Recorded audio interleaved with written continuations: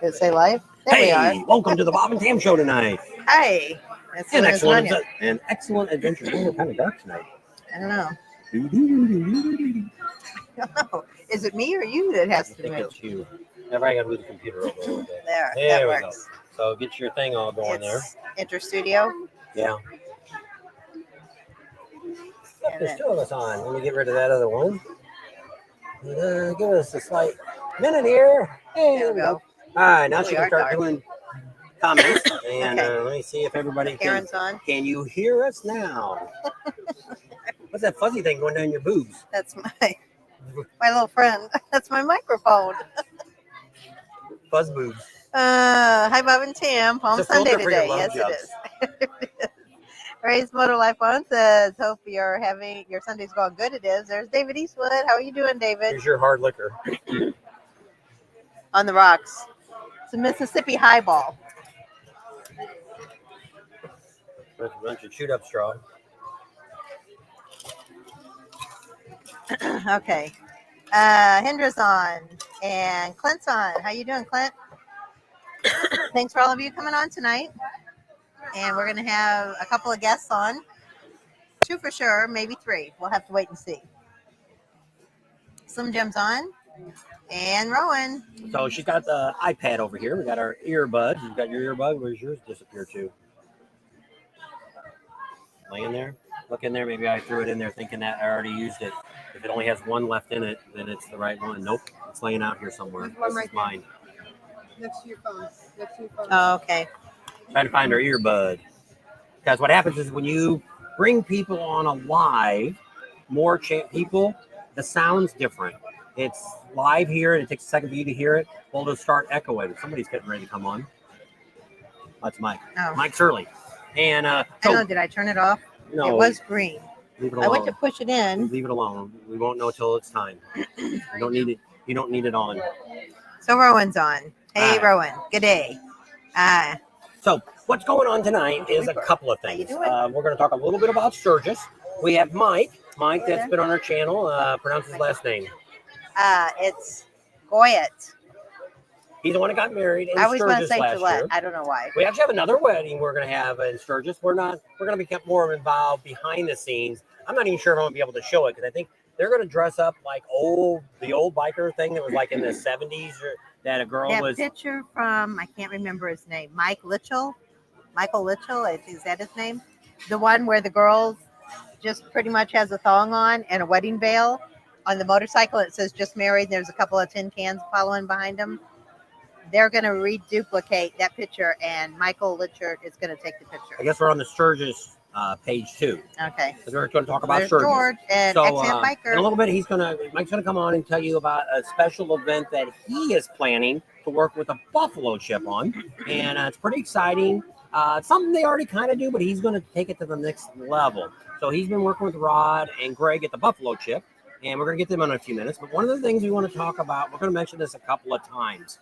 I put it on our Patreon and our membership, and nobody jumped at it. I actually gave a couple options. Now I'm not giving any options on it. We won a tent pass for 2 people at Pappy Hoyle from August 2nd to the 11th, which gets you can put a tent anywhere you want. You can, that's it, for 2 people. Get you in and out, get you VIP to watch the concerts, all that kind of great stuff. We were given a chance to let somebody pay us, and we would get we could get you a camping site. We're not going to do that because it's going to take too much time. So if you know anybody that would be interested in some free passes to tent, what are you looking for? My phone that's got YouTube on it. You got to take my phone, and you need to open up the Facebook in. So it's Curtis. You need to open. Cece. You're not listening. You need to open my phone on the Sturgis page because we're live on that too. So if you get any comments there, you'll be able to know who that is. Women. Well, I'm doing 3 things. I wanted to see who. Now look, I've got all these. You have plenty of time to catch up with people. Yeah. And so we're going to be. So that's available. So what we're going to do is if we get a bunch of people that want to do it, then maybe I'll pull a name out of the hat with those people. My stupid mouse ain't working. I don't know if the batteries did or what. Let me go here and put an email up. Let's go with this one. It's working again. If you know somebody or you're somebody that would like to tent camp at the Happy Hoyle Campground from August 2nd to the 11th, we're giving one away. The way it works is it's in our name. So what we're going to do over there is on August 2nd, we're going to go over there bright and early in the morning. We're going to get the wristbands, and then that's it. So if you win it, or you want to, if nobody takes it, if somebody just one person asks for it, I'll give it to that one person. You have to meet us in Sturgis on the 2nd. We'll give you the 2 wristbands. Then you can go into Happy Hoyle, bring your tent. Like I said, it's not an RV. It's not an RV spot. It's not a cabin. It is tent camping. So you have to bring your own tent. David. Other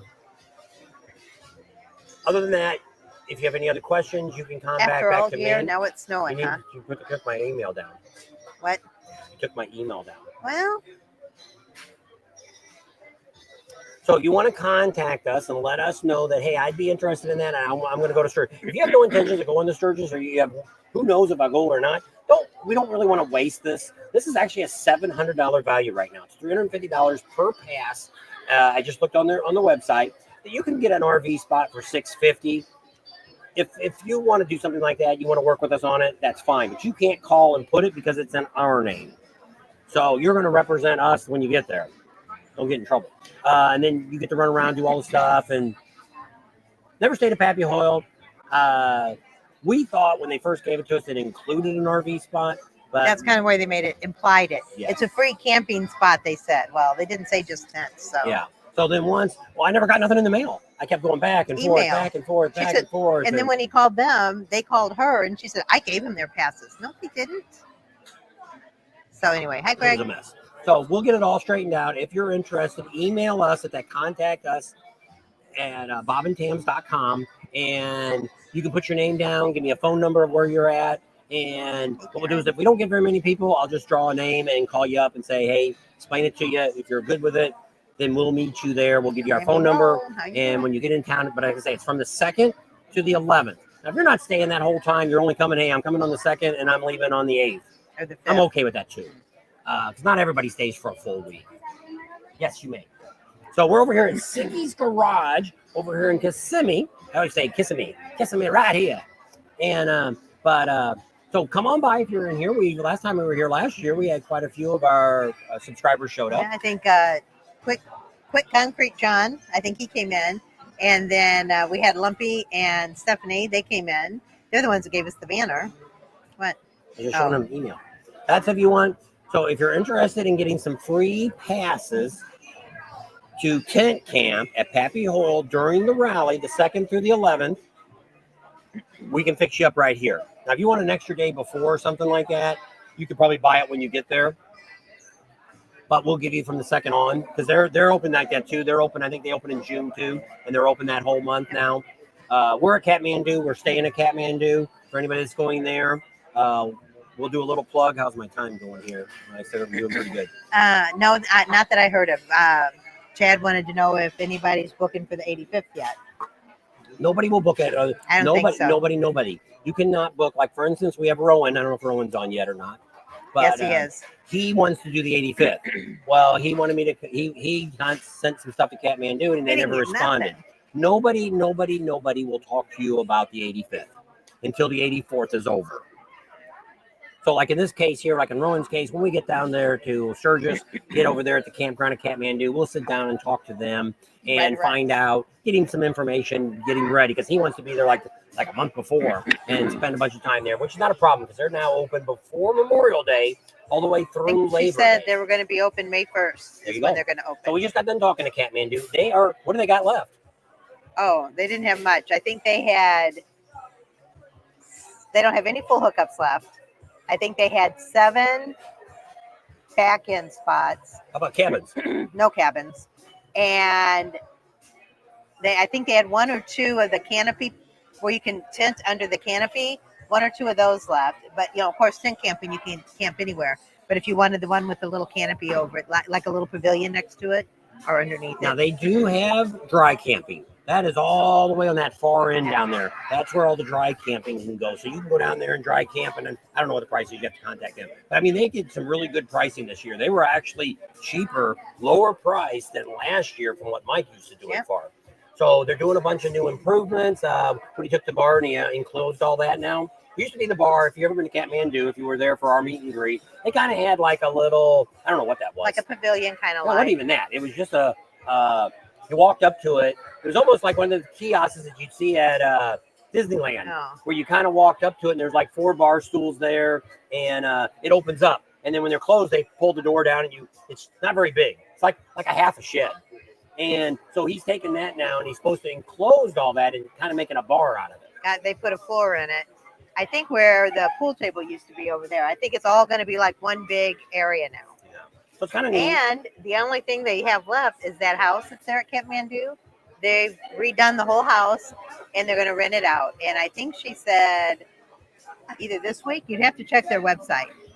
This week, I think we're going to list it for rent. I have no idea how much, but it probably has, I would say, at least 5 bedrooms and a couple baths. They completely remodeled, big garage, everything. So I was actually shocked. I thought they were going to rent it out by rooms, but it sounds like they're going to rent the whole darn thing out to one person. Hey, look, there's Rod King. How you been? I haven't seen you in a long time.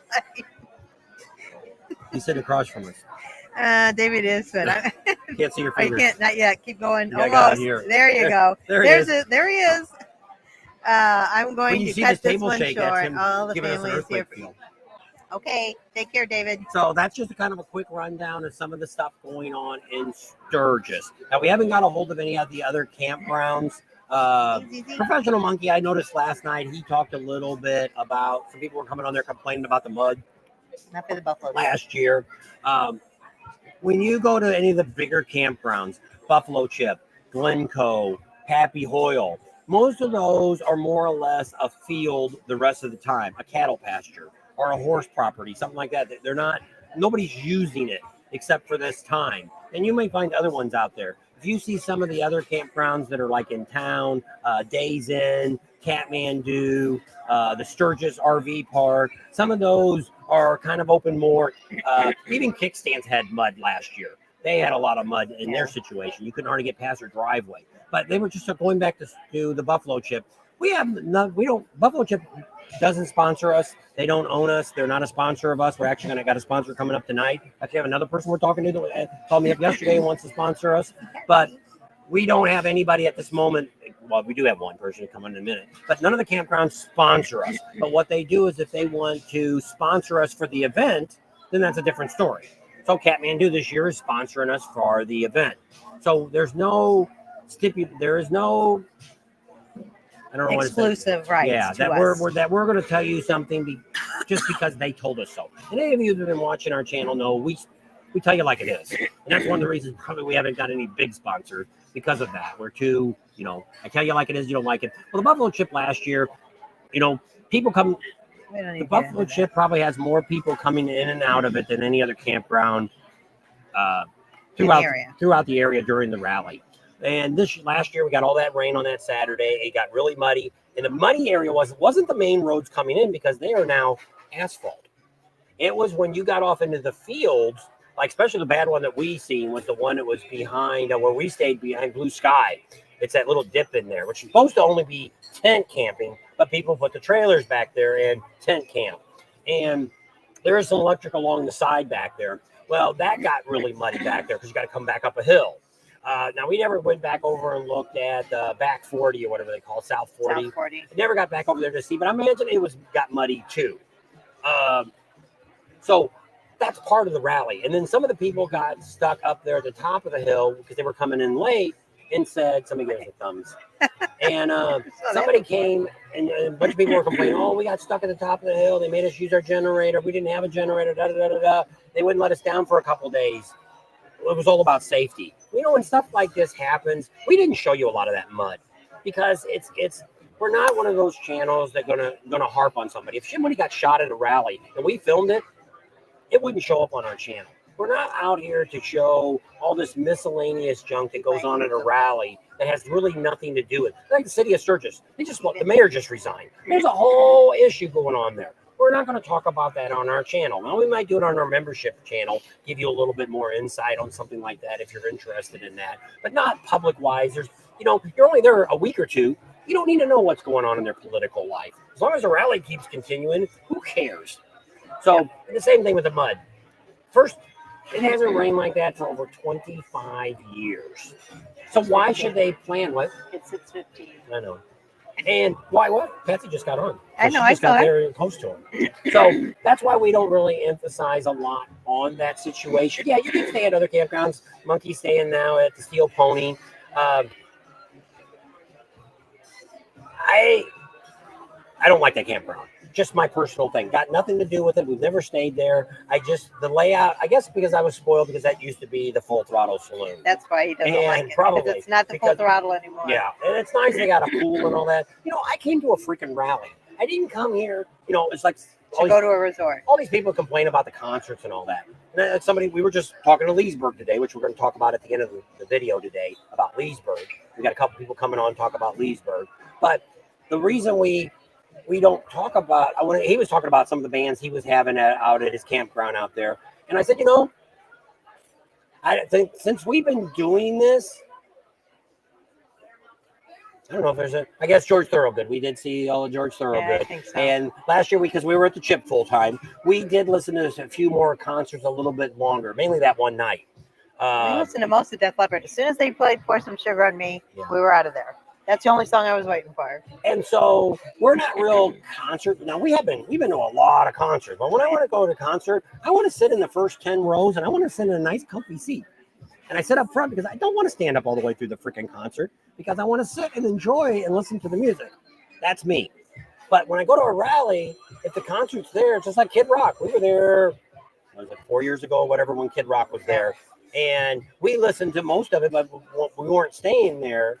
Yeah, we were. We You were in understand Blue there? Sky. Oh, but we always go back to our trailer because same thing. She can't stand that long. Okay, so now we're going to jump into some more on Sturgis. So who we got is Mike and Patsy's going to come on, if our microphones are going to work right, our earplugs, and they are going to tell us something that they're going to be doing. I'll put my glasses on so I don't totally click them out. And they are going to tell us something that they're going to be doing. How you doing? Hi, So I don't can you hear? click them out. Yes. Yes. Can you hear him? And they are going to tell us something that they're going to be doing. How you doing? Okay, Hi, so go ahead. we're doing great. Yes. So go ahead and tell us what you've got planned Hold on. on Thursday during the rally. There we go. There we go. Sorry, we had you listening. First of all, are you feeling better? A little bit. See, that's it. I can't. I got no audio coming back at me here. Hold on. So there's a problem with our audio, so I'm just going to go into it, what we're talking here, because I can't hear what you're saying to me. Okay. We're fortunate enough this year to be working with the Buffalo Chip in a special production for Thursday night, August 8th. Hold on, somebody wants to fiddle with the camera. Thank you, honey. And it's on the Military Appreciation Day. It's it's going to lead off the evening celebration, the Freedom Celebration, as it's being called. We are going to, they do such a great thing of honoring the vets and the heroes of the past and the present. We suggested to Woody, with y'all's help, that we do a live induction ceremony at the Buffalo Chip on Thursday night to honor the heroes of the future. That's the one thing that never gets mentioned, is the brave young people that are currently joining the military to go and defend our rights and freedoms. So we're going to be kicking off the event with a live induction ceremony of 24 of our nation's bravest soldiers, our future soldiers, and sailors, Marines, and airmen. Going to even have a couple of Space Force. We're going to have a lot of the military guard present. We may have a flyover. That's waiting to be confirmed. We're waiting to see what the military decides to do with that. However, we will, as part of the Freedom Celebration, having a past war hero, Major General John Borling. He's retired United States Air Force.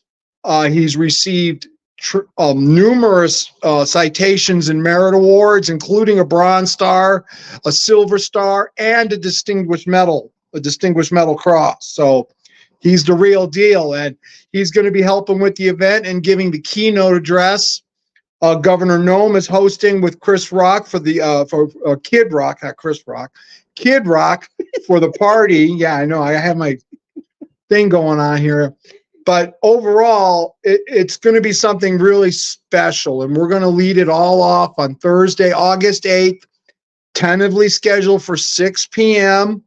We're going to present the colors. We're going to have the national anthem played. And we're going to see some future heroes, some people that are willing to go the extra mile, because it's great we talk about all the heroes of the past, but to get the young people today that are still interested in doing that is a true patriot. They have so many other things they could be doing at this age, and they're going into the military, whatever reason they're doing it for. Some of them, it's a way to pay for college. Some of them are interested, in the technology that the military is using and how that's going to affect them in their future endeavors. Some of them are just patriotic and want to serve. But asking these kids, knowing that every day their life's going to be on the line, for us to be able to go to a silly motorcycle rally and listen to concerts and hang out with family and friends, it's a little way to say thank you. And I'm honored to be helping the Buffalo Chip produce this event. It's kind of weird. We're going right up against the Bikers Ball over at full throttle, but we're going to put on a show. If you want to see something really special and want to be moved, it's going to be a very moving event, to knowing what we're asking of these young people to do. And there's also, after that is, the rest of the Freedom Celebration. Greg and Woody are going to be giving some bikes away to vets. There's going to be the wheelchair introduced to a disabled vet. That's that cool power chair that can actually lift them up and stand them up straight. It's like a tank. It's got treads on it and everything. Along with the music and the show and the flags, it's going to be a great night, and we're very happy to be taking part of it. It's going to be a huge night with that activity, with all that activity, with hopefully the flyover and everything. And it is the Chris Rock night. Kid Rock. Kid Rock. See, he's got me doing it now. Anyway, it's Kid Rock night. And, Governor Nome is the one that's going to be, taking care of that part of the evening. And we're hoping too that she will be one of the honorees that will be introducing some of the kids that are going to be enlisted too. So there's a lot in the works, and it's just going to be really exciting. It's going to be big, and it's going to be fun. And most of all, we're honoring those kids for stepping up and serving their country. It's going to be something that memory. The funny thing with an induction ceremony is a lot of people don't know what it is. You only know what it is if you've done it. And it's really, when you do it, you realize there's a lot more at stake than I just got a job. You're making a commitment, a dedication, a sacred oath. And if you remember from our wedding vows last year, there was part of that military oath in that to uphold and defend her at all times. And that's the level of oath you make when you swear into the military. I felt like the Statue of Liberty at that point, I've been torched several times. Oh. So anyway, we'll let you guys get back to it. Sorry about not being able to hear you. We're getting a delay. We're watching on the other phone, so we didn't want to get all confused with the delay. Yeah. Hope you guys are feeling better, and I'm looking forward to hearing about Leesburg. Sounds good. See you later. Thanks. All right. So there we got some good information about what's going to be going on. I think my ear thing out makes everything sound weird. So that's pretty exciting. That's something neat. He's got a lot of things planned over. I don't know if I was trying to do a lot of things. If my earbud fell out, I had to pick it up. So I don't know. Did he talk about a flyover? Yes, he did. Okay. It's- So he's he working says on it's working on that, and that would be great. I said to have just for because the city does it on Tuesday, but to have one go over the buffalo chip during the ceremony would be be awesome. so super cool, super cool. So Yeah. kind of excited And so about we this. want to give a big kudos to Mike because he's put in a lot of effort, a lot of time. And I mean, it's a passion for him. He's loving doing it. And this was his idea. And we said it sounded great. So we kind of threw him. We talked to Rod and Greg and said, Here you go. here's the guy that's going to do it all. So it's Yeah. all the ball's in his court. We just told him who to talk And he's to. getting closer and closer, so it looks like a lot of this stuff's going to happen. And thought it was It's only gonna going be to be a couple guys. Now it's going to be a pretty good group. It looks like. I think So it's gonna between be- 20 and 24, they're Yeah, expected. so it's kind of neat. That would just be a really something cool, you know, because when it comes to Never been done motorcycle before. rallies, you know, pretty much I'm not going to say the majority, but a lot of the guys out here and girls riding bikes, coming to these rallies are veterans. And those that aren't, just like we are, we didn't get a chance. We were going to go in, didn't go in. And we told that But story we before. support the Yes. veterans. So the same thing when we want to do the bike building and stuff, kind of like Adam Sandoval out there doing the stuff he does for the veterans and stuff. That's kind of what gave us the idea of doing a bike build for our veterans, is because of Adam Sandoval, what he did. He kind of the same way we are. Wished he would have gone in, served, never did. So, hey, give back a little bit to the troops, the people that did fight, the veterans and stuff, to do this. And I think it's really neat, especially for these new young people coming into the service. Will be kind of exciting and neat to see, and just something to add to that Thursday. And of course, Kid Rock will be rocking the stage and stuff. So that'll Christy be Nome's supposed to be. Yeah. I mean, it's going to be an awesome time. so it'll be really great. You might want to put that on your calendar for Thursdays. So that's kind of what we got going on for Sturgis right now. You know, one of the other things is you guys should take a look at is the Knuckle Saloon. Now, it got bought out by a new guy. It's actually the same people. He's one of the owners of Suck Bing Blow. out there in Myrtle Beach. So he's over there. He's already got a couple big bands coming in. Quiet Riot's one Yeah. of them. And they're free concerts. And I'm like, holy smoke. I first thought, I told you guys the other day, I thought it was the Iron Horse. And they like, I haven't seen on the Iron Horse. You gotta go to the I Knuckle think it's side. the Knuckle. And so they're coming up with some pretty decent free shows that, hey, I'm okay with. It's nothing wrong with giving Woody a little taste out there of what's going on. And that's another question I want to ask, since we're talking about Sturgis. Hopefully we got some Sturgis people on. It doesn't look like we have any on over there. But Somebody else. what do you think about the lineup that the chip has so far? You know, I'm good with, I'd really like to see Jelly Roll. I'm okay with that. Kid Rock. The rest of them I could care less. I've seen I Travis just want Tritt a all dozen of you to times. look up Bad Wolves and their #1 song and watch that video and What's the then name tell of the me song? Duck Sauce. Yeah. Look up Duck Sauce and tell By the me Bad what Wolves. by Bad Wolves, and tell me what you think of that song. And that's the people coming to the chip. I'm like, oh my gosh. You know, she showed it to me and I'm like, No, he's driving and because we were driving. we do that all the time. When we hear a band come up, because we don't, like I say, we were never headbangers.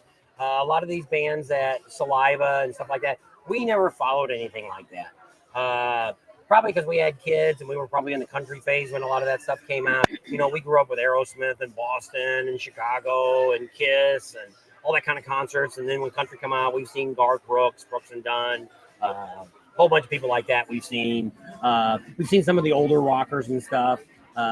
We got to see Charlie Daniels before he passed away. But I mean, I like the old bands, but I mean, there's not many of them still left. You know, just like Leonard Skinner. There's nobody there in that band anymore that's the original group. Now, the guy that sings is actually the brother of Leonard Skinner that died. So at least there's some thing. But I mean, they sound really good. They still sound like, a lot of times it's like Journey. I cannot listen to that new kid. We walked out when that kid first started playing. We grew up with Steve Perry, and that was our thing. So if go look at the Buffalo Chips list and tell me what you think. What we think's happening is, other than the 2 big band listing, maybe Travis Tritt and is Aaron Lewis coming again? Aaron Lewis. Other than that, I think Rod did those. I think all the other bands, Damon, his son, is picking out. So tell me what So you he's probably think. trying to get his era and his age group So I'm into like, the chip. other than those 2 nights, I don't know if there's any other nights I'm going to be there. We usually do Friday night because they bust through the big beer cans and all that. It's kind of exciting. Yeah. The Badgers has their drive-through thing, and so it's kind of a big thing going on there. Probably be there for the Friday night. Of course, they got some great bike shows and stuff going on. What are you looking at? No, they said they'll give you a thumbs up, and I think it's over there on that side. So, I don't know. Just tell me what you think about it. If you're going, if there's anybody that's still lingering on the fence, there still is places that still have sites available. I do see on our Sturgis page, Days End every once in a while has a cabin that got canceled. They got some of the only cabins that have bathrooms in them. The and other showers. one's called Eagle's Nest. I think that one's got a few with Yeah. bathrooms And too. a lot of those ones people book before they ever leave. See, that's the bad thing. Like if you're thinking about going for the 85th and you're like, well, I want to book now. Well, that's why they won't book, because what they do is they give people that were here that's coming for the 84th, they get first shot for the 85th. And they give them a deadline. Usually it's around the first of the year that they have to put their reservation in to keep their spot or keep their cabin or keep whatever they have. So a lot of places, they won't even book in either till January or like November. But what they do is they call the people up from last year and say, do you want to rebook? And then send in your deposit. And if they say no, then they know that they'll have that cabin available. So that's kind of why they do what they do. Because, hey, you got somebody that's been coming for 10 years in a row, renting a cabin. You don't want to pee them off and they not come back. But on the average, most people don't do every People year. aren't. When we first started doing Sturgis, we didn't do it every single year. We've been doing it since 2019 because we're doing the YouTube now. But before that, we do a year or two, skip one or two, do another year or two. And then that's kind of how we did it, because just like everybody says, aren't all the rallies pretty much the same? Yeah, they are. There really isn't a whole lot different in a lot of these. But The place and the people. yeah, and that's the part that we enjoy more than anything else is the people that you meet at these rallies is priceless. If you get out of your little group, especially in Daytona and Myrtle Beach, get out of your little cliquey group and talk to other people that are around you. Find out where they're from. You get to meet some of the great people. We got a lot of you from Australia. We had somebody from the Philippines. We had someone from Jordan this year that we met in Daytona. It's just great to meet people from all over the world. And for them to, Cool. tell us what your experience. What do you think about here?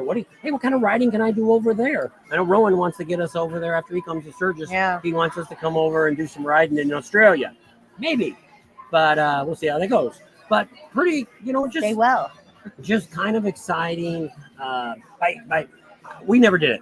When we used to go to the rally, when we first went the first couple times, we went by ourselves. And we stayed by ourselves. We might have sat and talked to whoever sat at the table with us, but we didn't ride with. Well, I guess we did meet Angie. Angie. Or no, Kelly. Kelly Yeah, Angel. was a girl that was sitting had a cabin with us the first year right next to us. And she came all by herself, all the way from San Francisco. She rode over Sacramento, somewhere in that area. She San was, Francisco. she rode over all by herself, and she had a Dyna and rode all the way across. And so she started talking to us one day and said, "Hey, where are you guys riding to?" And we're like, "Well, you can come with us and stuff. That's fine." So she did some riding with us, and we've been in touch with her over the years. We've never been able to. She was actually out in Sturgis last year, but we never got to catch up with her. And but it was somebody we made a friend. Then we brought Art out with us. Art, my old buddy from Corona, California, and he rode out with us a couple of times. And so he got to experience that. And then pretty much now we come out with you guys and see the events and all that kind of stuff. Lineup seems really light for everyone. And Did you look up that duck sauce song, Patsy? Look it up. and watch the whole By Bad video. Wolves. By Bad Wolves, and it's called Duck Sauce. I'm just like, I don't know. Well, see, when you're doing the free concerts, like whatever they do at the Iron Horse or whatever they're doing at Full Throttle has sucked ever since they've moved. And maybe now Michael's got a lot more. Michael Ballard owns it. Maybe he's got a lot more money he has to spend to run that campground. Or Jesse runs the campground. He runs the bar. Maybe to run that bar now, he's got a lot more invested than he did when he had the other place that was pretty much made out of plywood.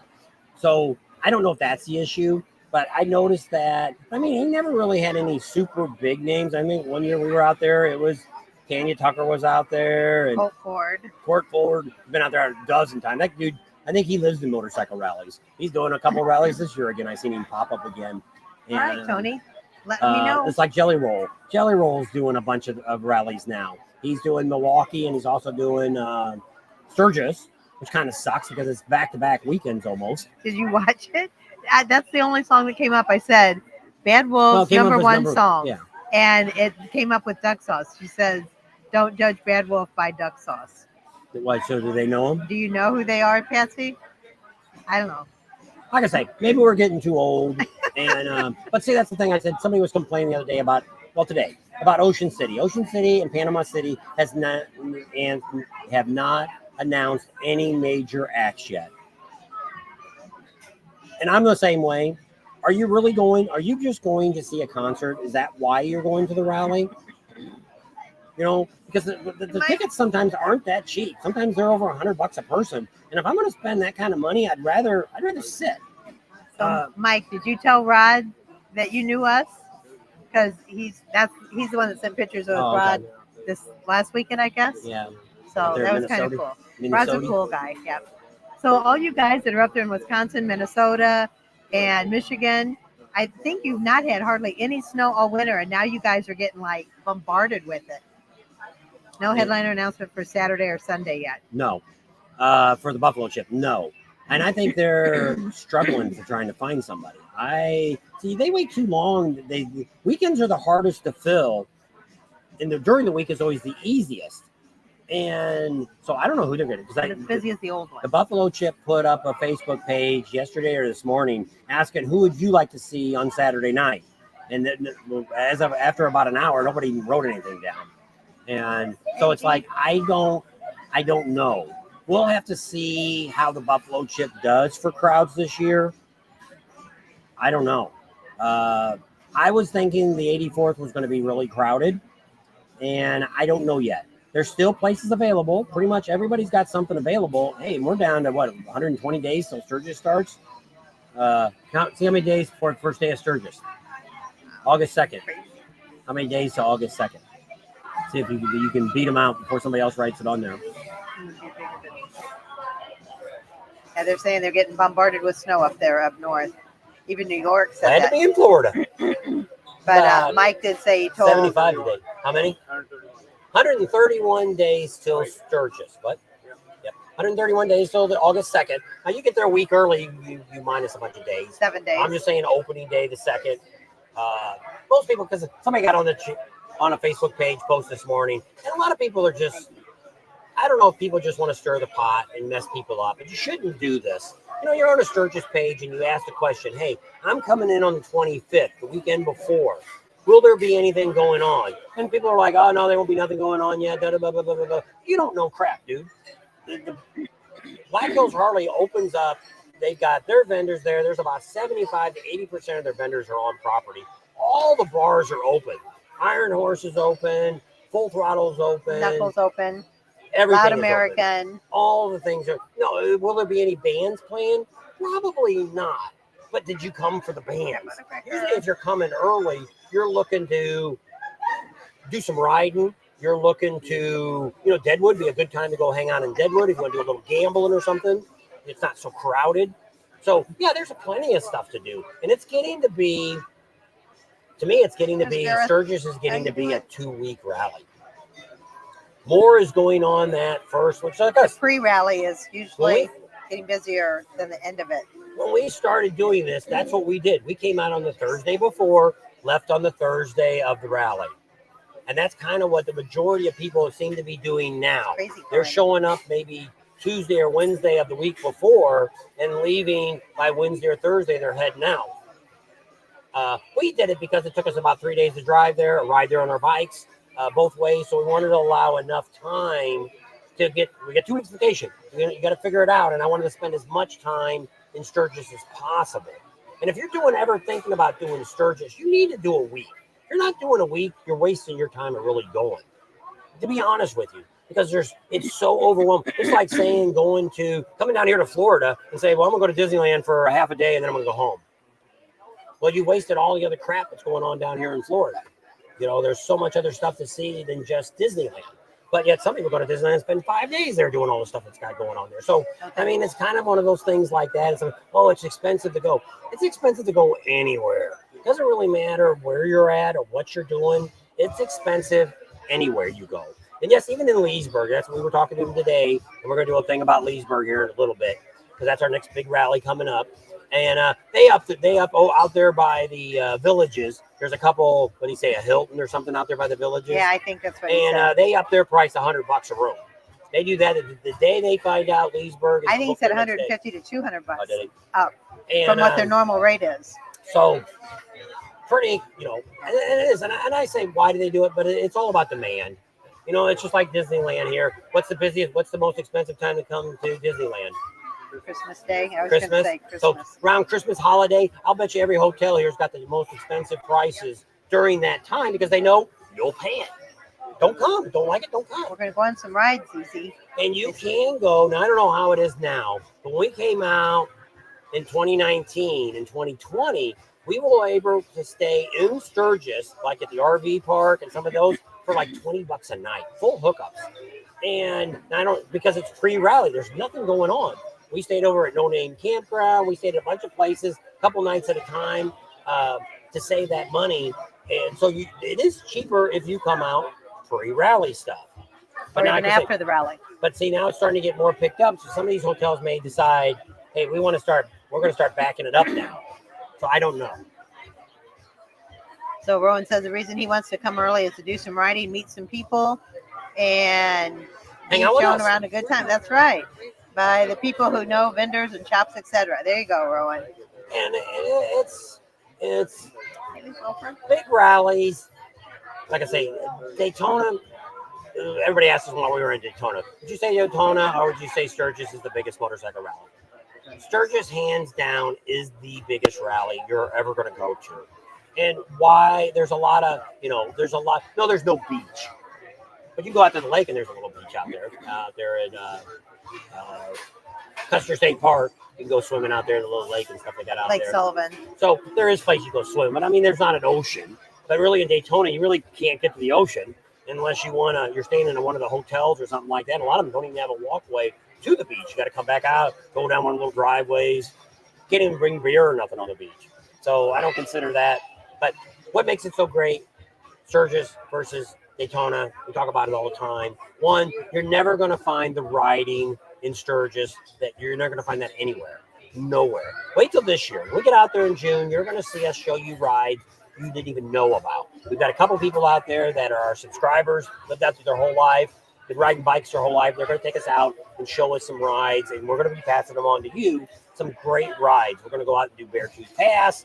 Hopefully there won't be no snow. Somebody was asking about that the other day too. You can do Beartooth Pass, but that's the same thing. You really don't want to do it while you're during Sturgis. You want to come out and allow extra time to do something like that, which is what we're doing. We're looking maybe the first, after June 23rd, Monday, Tuesday there, we're looking to maybe get out there Monday, Tuesday, Wednesday, or Tuesday, Wednesday, Thursday, and be back in Sturgis by Thursday. But that's at the end of June we're going. Because you want to get I'm not going to waste my Sturgis trip. But we're close enough that we can ride one day out, do one ride, and then come back. So 3 days is about what you need. Got something? Can't see it. No, it's down too low. Camera's up here. Still can't see it. A little higher. Almost. There you You can go. see a little bit of it. Got to go like this. Supposed to go. Rod's trying. We have some. He's trying to itch my ear. Interference. And you drive by the lake and you jump off the bike and get in the water, get wet, cool off, and then ride off. You do that. Let me And the know when creek's you're all going to do on that there. Beartooth Pass thing. so, but I mean, just to start with that, two, every vendor in the world is going to be somewhere around Sturgis. Somewhere around Sturgis. Maybe you're not into vendors. That's fine. You're not going to get the concerts, the bands that you're going to get in Sturgis anywhere else. Yeah, Ocean City and some of these have had big names. But yeah, how about all the little other local bars to go to? Is there 10 or 15 of them? You get out to Custer, you get out to Deadwood. They've got entertainment going on out there. They've got out in Deadwood, they got the park there. It's across from the Legends Hotel. They have all kinds of events going on out there during the rally, music and stuff. Yep. So there's so much going on. So that's the second thing. Third thing is every town within 100 miles is going to give you priority parking for your motorcycle. You don't find that around Daytona. We're lucky to find it in Main Street, and half the time they're trying to charge us now $7 to park. That, or they've letting cars go up and down. You can't hardly get through. So, Big Ben, are you still in Tampa? So my last one is the people that come to the rally and the people that live in the area. It's just a whole different. People are friendlier. People are more laid back. You see a lot of people sitting there out on Main Street. A lot of old guys been going to the rally for 50 years. Stop and have a chat with one of those. You'd be surprised the stories that they'll tell you about the way it was. And people always say that all the time. We got a video coming out Monday that's going to talk about what started motorcycle rallies. And a lot of you are going to watch that video and go, oh, I already knew that. But do you participate in that? that's what makes the rally, and that's what started the rallies. It wasn't concerts, it wasn't riding your bike. So watch that video on Monday, and we'll talk about that another time. But it's just crazy how that's so much different. We've never made it out there to Devil's Bathtub on Spearfish No. Canyon. We've tried to find the trail to We're get going to there. do it this year. We got to find somebody that's going to tell us how to get We'll there. go back to the Chamber of Commerce in Spearfish. There's a pamphlet, and it shows you exactly how to get to it. Well, we pass it, but it's a mile and a half in. No, it's like 4 miles in. You got to hike into it. So when you see that little, it used to be I don't know if Right, it's Bob, a you water guys went generator or to- whatever it is there. Tell Dee I said hi. They're playing with the lights. Yeah, it's setting the mood. I'm in Naples. And so they bring That's that. further down south. So what we've done is we went down that, 'cause we thought it was right there at that.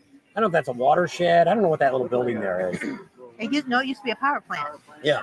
So we thought that's what it was right there. Because the first time we went out there was nobody out there but us. And we're like, okay, Devil's Bathtub, pretty There it excited. is. So then somebody else said it was off the road. So we went down one day and we walked. A long time. Never could find the trail that went off from the creek. So we'll try that in Spearfish and Okay. see what happens. Well, when we get down to Port Charlotte, we'll try to catch up with you. Well, the That's one- close to Naples. The one other right? thing is Hippie Hollow. Oh yeah, we've never been out there, You got to have a four wheeler to get to Hippie Hollow. and that's up in Rapid City, isn't it? It's up in the mountains. That's all I know. But it's Myron knows about that. Hair farmer, yeah. Harry the farmer. Yeah. He hasn't been on in a while Hippie either. Hollow. So there's hidden things that we don't even know about either. But we get Yes, most of the our chopper information. shows at Iron Horse, right? Or no, Iron Horse. Yeah, Iron Horse has one. They mainly have the main one that's a chopper show. Right. So it's at the Iron Horse. They have. Can I do another unsweet iced tea? Lots of ice and more sugar. So yeah, Iron Horse kind of specializes in that. That's like what the monkey did. He took his bike to that last year. The Buffalo Chip has some bike shows too. They have some vintage bikes. I think they might. I don't think they call theirs a chopper show though. I don't know. I'd have to look at the list of things. I'll talk to Marilyn and see. We've always wanted to stop by there. That Chubb's Brothers you're going out of town on Main Street right before you get to the park. They're in that house. Oh yeah, Chubb's. those guys sitting out there. That's what Mike says. You need to go there. It's a show in itself. Maybe. We always talk about it. We wave at them. We've thought about it. The other thing we want to go to is what's the guy? have your The phone guy number? that's got the girl's name. That's got the. Oh, Mike. That's stuff. You're not hitting it yet. Yeah. Sasha? Sasha has a great motorcycle show too. Now we've missed it every year, and that's kind of a vintage chopper show too. That's right across from the Iron Horse. It's that old gas station. Looks like it's condemned. It's only open once in a blue moon. He actually lives in town, so every once in a while he's open. He works on bikes and stuff. We had him on our channel a couple years ago and talked about his shop and his show and all that, but we never made it back. That's the problem with Sturgis, and it's like Daytona. There is so much freaking crap going on. It's hard. It's hard. Just like we're not doing Topless Tuesday this year. You won't see us out there because we have never got to see the flyover and the military thing on Tuesdays inside in town, and we want to see that. So this year we're not doing Topless Tuesday. You've seen one, you've seen them all, and the chaos that goes on out there. We're going to do a video on that again, talking about that soon about what to expect. We have a lot of people. That's why we're not going out there. We got into it with one of the bartenders. She thought I was insulting her when I told her that it's loud. It's very crowded. They've ran out of beer in the past, and if you're not there bright and early, you're going to be standing in the back, and you're never going to see anything. So, And don't forget about George Premium Cigars. He's going to be in Leesburg. So he's going to be at the Gator Harley Davidson. So don't forget that. If you're looking for a good premium cigar. there you go. Yep, he's on. He said, hey, Kendra's. We might be in next week. We're still waiting for our tire to come in on her bike. George wanted to go out there. George, are you still in Daytona? George who? George Cigar George. Oh. He's still in Daytona. I said we Um, might be there next week now. The Rat's Hole show is at the Buffalo Chip, isn't it? Yes. So do they put choppers in that one, I guess? You can put anything in there. So. Okay. There it is. Big Ben. Contact us at bobandtams.com. I'll leave that up there for a second. So one of the things you got to think about which I mentioned a while ago, some of you might have just came on, we have a free tent camping giveaway. We're giving it away to somebody. All you got to do is email us, put your name down, and we'll throw you in the list. It's for tent camping for 2 people at Pappy Oil's Campground from August 2nd to the 11th. And we want it. We're going to give it away. And what we'll do is we'll pick them up on August 2nd, bright and early in the morning. And then you contact us by phone. We'll give you your 2 passes, and then you're on your own. If you're only going half the time, that's fine too. You don't have to stay there the whole week. If you want to upgrade, we might have a possibility with that, but you'll have to talk to us about that because everything's in our name, and I can't switch it over. I have to go and claim the wristbands, which isn't a problem. You're already going to be there. He's going to be Gator and downtown, Chrome, whatever. Chrome Cigars. There, right there. Yes. Yeah, Gator and downtown is where he'll be. Yep, that's George Cigars. Dave's Here Man is from Florida, Miami, Florida. That's your email. Yep, that's it right there. We have a bunch of emails. This is one of our main ones that goes with the Bob and Cam's website. So if you have trouble getting hold of us, contacting us, you can always go to the website and message us there. But it's a little slower than just going to the regular email. If you're still using the old Yahoo, the Bob and Cam's at yahoo.com. Yahoo.com. I still use that. I still use the one without the S on it. They're all ones we started. I check all those every day and answer any comments or questions people have. I don't know, George, you're going to be in Sturgis? George who? George Chrome Cigars. No, he doesn't do Sturgis. Too expensive. So you're going to be in Sturgis again this year. I don't think he's been yet either. He's never been in Sturgis. I don't think he's even gone there for a bike rally. Go down to the run from the base of town Sturgis by the way of Von Acker Road. Is that a good way to see the flyover? He likes to come from Nemo and go down Von Acker Road into Sturgis. Nice, good hill. Crews get no more on in front of you, and you can really cook it.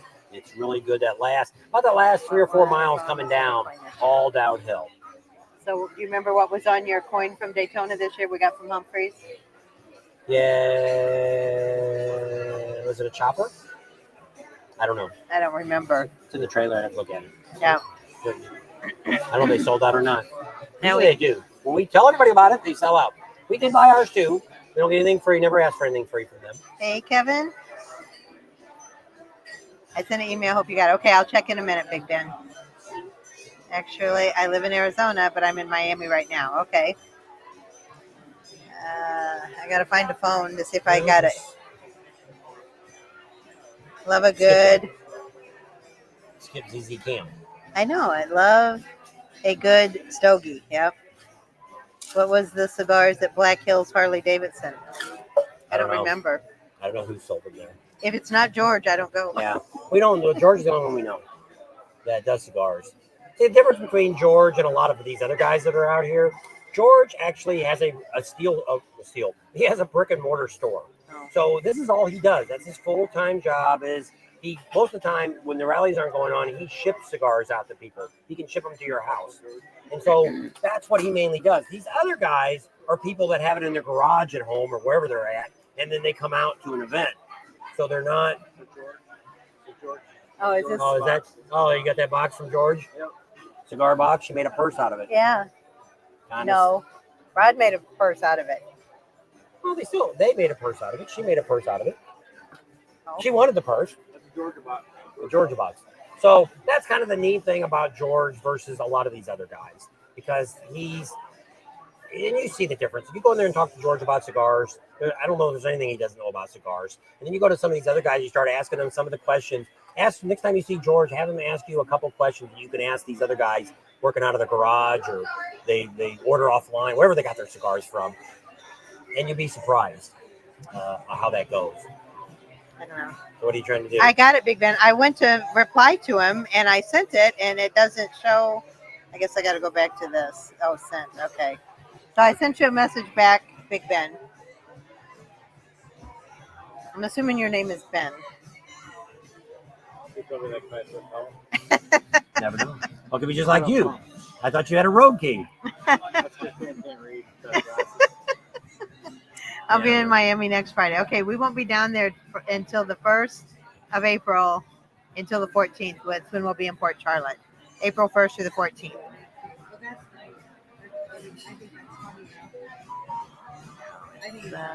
So we have somebody else coming on. What time is it? 6:55. Got So about 20 minutes before they come on. no, I thought he was coming on at 7. Oh, I don't know. 7:15. I don't know. I guess 7. I guess. And he's going to be our new sponsor, a new sponsor that we have, our first official sponsor that we got. And he'll come on and tell you a little bit about what they do. You won't be overly shocked who they are. We pretty much, and all of you know what we do. You know, the products that we recommend. You know, I noticed somebody the other day was rattling off all these products. They probably shown a couple hundred products on their YouTube channel, and they're like, you know, all those are good products. Maybe they were, maybe they. I get something in the mail every single day. Well, to show you a typical example, everybody's doing these Viking bags. So I thought, you know, hey, Cam wants to get some hard leather bags to put on the side of her Sportster. So I wrote the lady back and said, hey, you know, this is what we're looking at. Do you want to work something out? No, we want to send you this bag. And I wrote back, no, I don't want your bag. There you go. You can send me what I wanted, and I'll check it out and tell you what I think about it. I don't want the stupid duffel bag. I got a bunch of stupid duffel bags. I don't need another one. So just like that. Maybe before that. I probably get, I don't know, 10 to 15 emails every single day. Most of them are Chinese companies that sell on Amazon. And I did a few at first, and I thought, you know, I'm not putting my name out there for some of this junk. Who knows how long it'll last? So the things that we recommend are things that have, you know, my digital gauges. I still love those things. My handlebars, fat bagger bars I got from Joey. I love those. The speakers, I'm really happy with my Rockford Fosgate, my 4 speakers and my amp. All those are things that we highly recommend. Small things, cup holders, we like that. The Ciro cup holders that I have. My phone charger, I love my phone charger. Charge my phone even when the bike's not on. And love that thing. I've never lost my phone. It's never come loose. We got this stupid RAM mount one, and it's inside the truck. Right, get a little bump, poof, it falls on the ground. Stupid. Or you turn the corner. Biggest stupid piece of junk I ever bought. And that guy blew us off when we went back to try to. So I bought a bunch of stuff from this guy in Sturgis the first year, probably $300 or $400. I bought those stupid rubber mounts and all that stuff they got. And but you never could get the camera straight. Because it's only got those cutouts in it. So unless it's that exact way, I can't turn it and move it this way. No, you go and move it. That's the biggest piece of junk that I've ever owned, and they're expensive. Stephen wants to know when Art's going to retire. He keeps waiting. So do we. Don't hold your breath. Karen's on. I see her purple heart, so that's why I know it's her. Oh, I'm sticking to the seat. Sweat. Yes. So we're over here at we didn't mention it enough. Sicky's Garage. There's actually one also in Rapid City. We didn't go there last year, but we did. Adam Amsoil went there and did a live there, I think last year. I think it was last year. And we usually try to stop in there. Well, we went to bike night, but that was 2 years ago, I guess. So a lot of times, well, this year we spent so much time with last year with the Buffalo Chip. This year we're going back to what we did before, where we give you all kinds of crazy good information instead of just one place. It won't be till after August because the chopper, if that's what you're talking about, is back in Arizona. We didn't bring it with us. Still waiting for my new tire, or the front tire for my bike. So my bike is still in Daytona. So hopefully this week we're going to pick it up. Tire or no tire. If not, we're probably going to bring it back. Yeah. And then we'll just pick one up somewhere on the road here. I would have never thought it's a popular tire. I don't know what the problem is. And we'll see. I'm sure you'll have lots of people there, Rowan, to help you out and show you around. He says he's open to have a quick settlement and an amount of communication for Sturgis 85. Well, you won't have any trouble. Especially if you go like Kathmandu, and if we're still there, we'll probably be there again next year. Kathmandu, we really like Kathmandu. I'm not saying there's not a better campground, but it depends what you want to do. And it's like I tell everybody that. Where's the best place to stay? The first question I ask everybody is, what do you want to do? Because that's what makes the difference. It's like us. We get there on June 10th. We're not going to Sturgis. We're staying in Rapid City. Why? Because we're going to do our... all the rides that are out that way. We're going to do... the Badlands. Yep. We're going to do 20 to 30 miles closer to the Badlands. Hey, makes all the difference. Closer to Custer State Park. Closer to... what's the other little town we go out there? Go out the back way there. We ate at that restaurant. We weren't overly impressed with the monkey ate at. Oh, Hill City, Hill City, Keystone, one of those. all two. those are all right there too. So they're really it's easy drive. You're out 15 minutes, you're already in that next town or next ride or Did you just see where we were? He just asked. where we at. So I already have a digital gauge on my bike. The speedometer is Which already. I don't know what brand it is. I don't know if it's It's Dakota, not Dakota. but it's already got one on there. So Yep. I lucked out. Compensation for Tam to have a ton of cash. So we'll see. Hopefully her bike. Well, hopefully next week we'll get the tire. Monday or Tuesday we're hoping. Because they're talking maybe some rain again later next week. I really wanted to go back. The idea was I'm starting to feel better. The idea was we were going to take the truck over because I want to bring the tire back because the knobby's like it's brand new, and I'll sell it. Great. If I don't, maybe I'll trade it for something. So we will send it, bring it back, and I was going to ride the bike back. But the way I felt last week, we were just going to go to U-Haul and get their little motorcycle trailer. It was only $24 for the day. We'll be there, go in the morning, pick it up. Got a couple stops. We got to talk to the guy at the Iron Horse. They want to meet with us. Joey, Giuseppe's Pizza. Yeah, going by Giuseppe's Pizza, and then if Maybe George Willie's. is in town, we were going to have lunch with George. So that was kind of a lot of things to do in one day. Let's get the tire put on. And so we'll see how that all goes. Hopefully Monday they'll have it in or at least know where it's at. And if nothing else, maybe we'll bring the bike back and he can ship the tire to where we're at. And we'll just have a tire shop put it on. What? 80? 890 I got now. Oh, Got some smokes. people Got jumping a lot of people on. were talking there about Sturgis. Everybody's so excited about talking about Sturgis. Hey, y'all, don't be too far away. Let's go. Sturgis. Yep. I love Sturgis. If it gets down to the only rally we ever do, That's why we pick and choose. we'll be doing Sturgis still. This year we still got a lot of stuff going on. Leesburg's coming up here in just a couple of weeks. We just went out there today. And we'll talk about that in a little bit. We want to wait for our next guest to come on. And after that, we'll talk about Leesburg. If we may have another person coming on, talk about Leesburg, which you know anything about anybody that knows a lot about Leesburg, you'll know who that already is. Second, then we want to, there's something else I was going to talk about besides Leesburg. A sponsor. We're going to talk about that. So we got Leesburg coming up. Right after that's Panama City. No, there's no big bands have been announced for Panama City. Myrtle Beach doesn't have any big bands. It's whatever they have. It's like Manglo, Beaver Bar.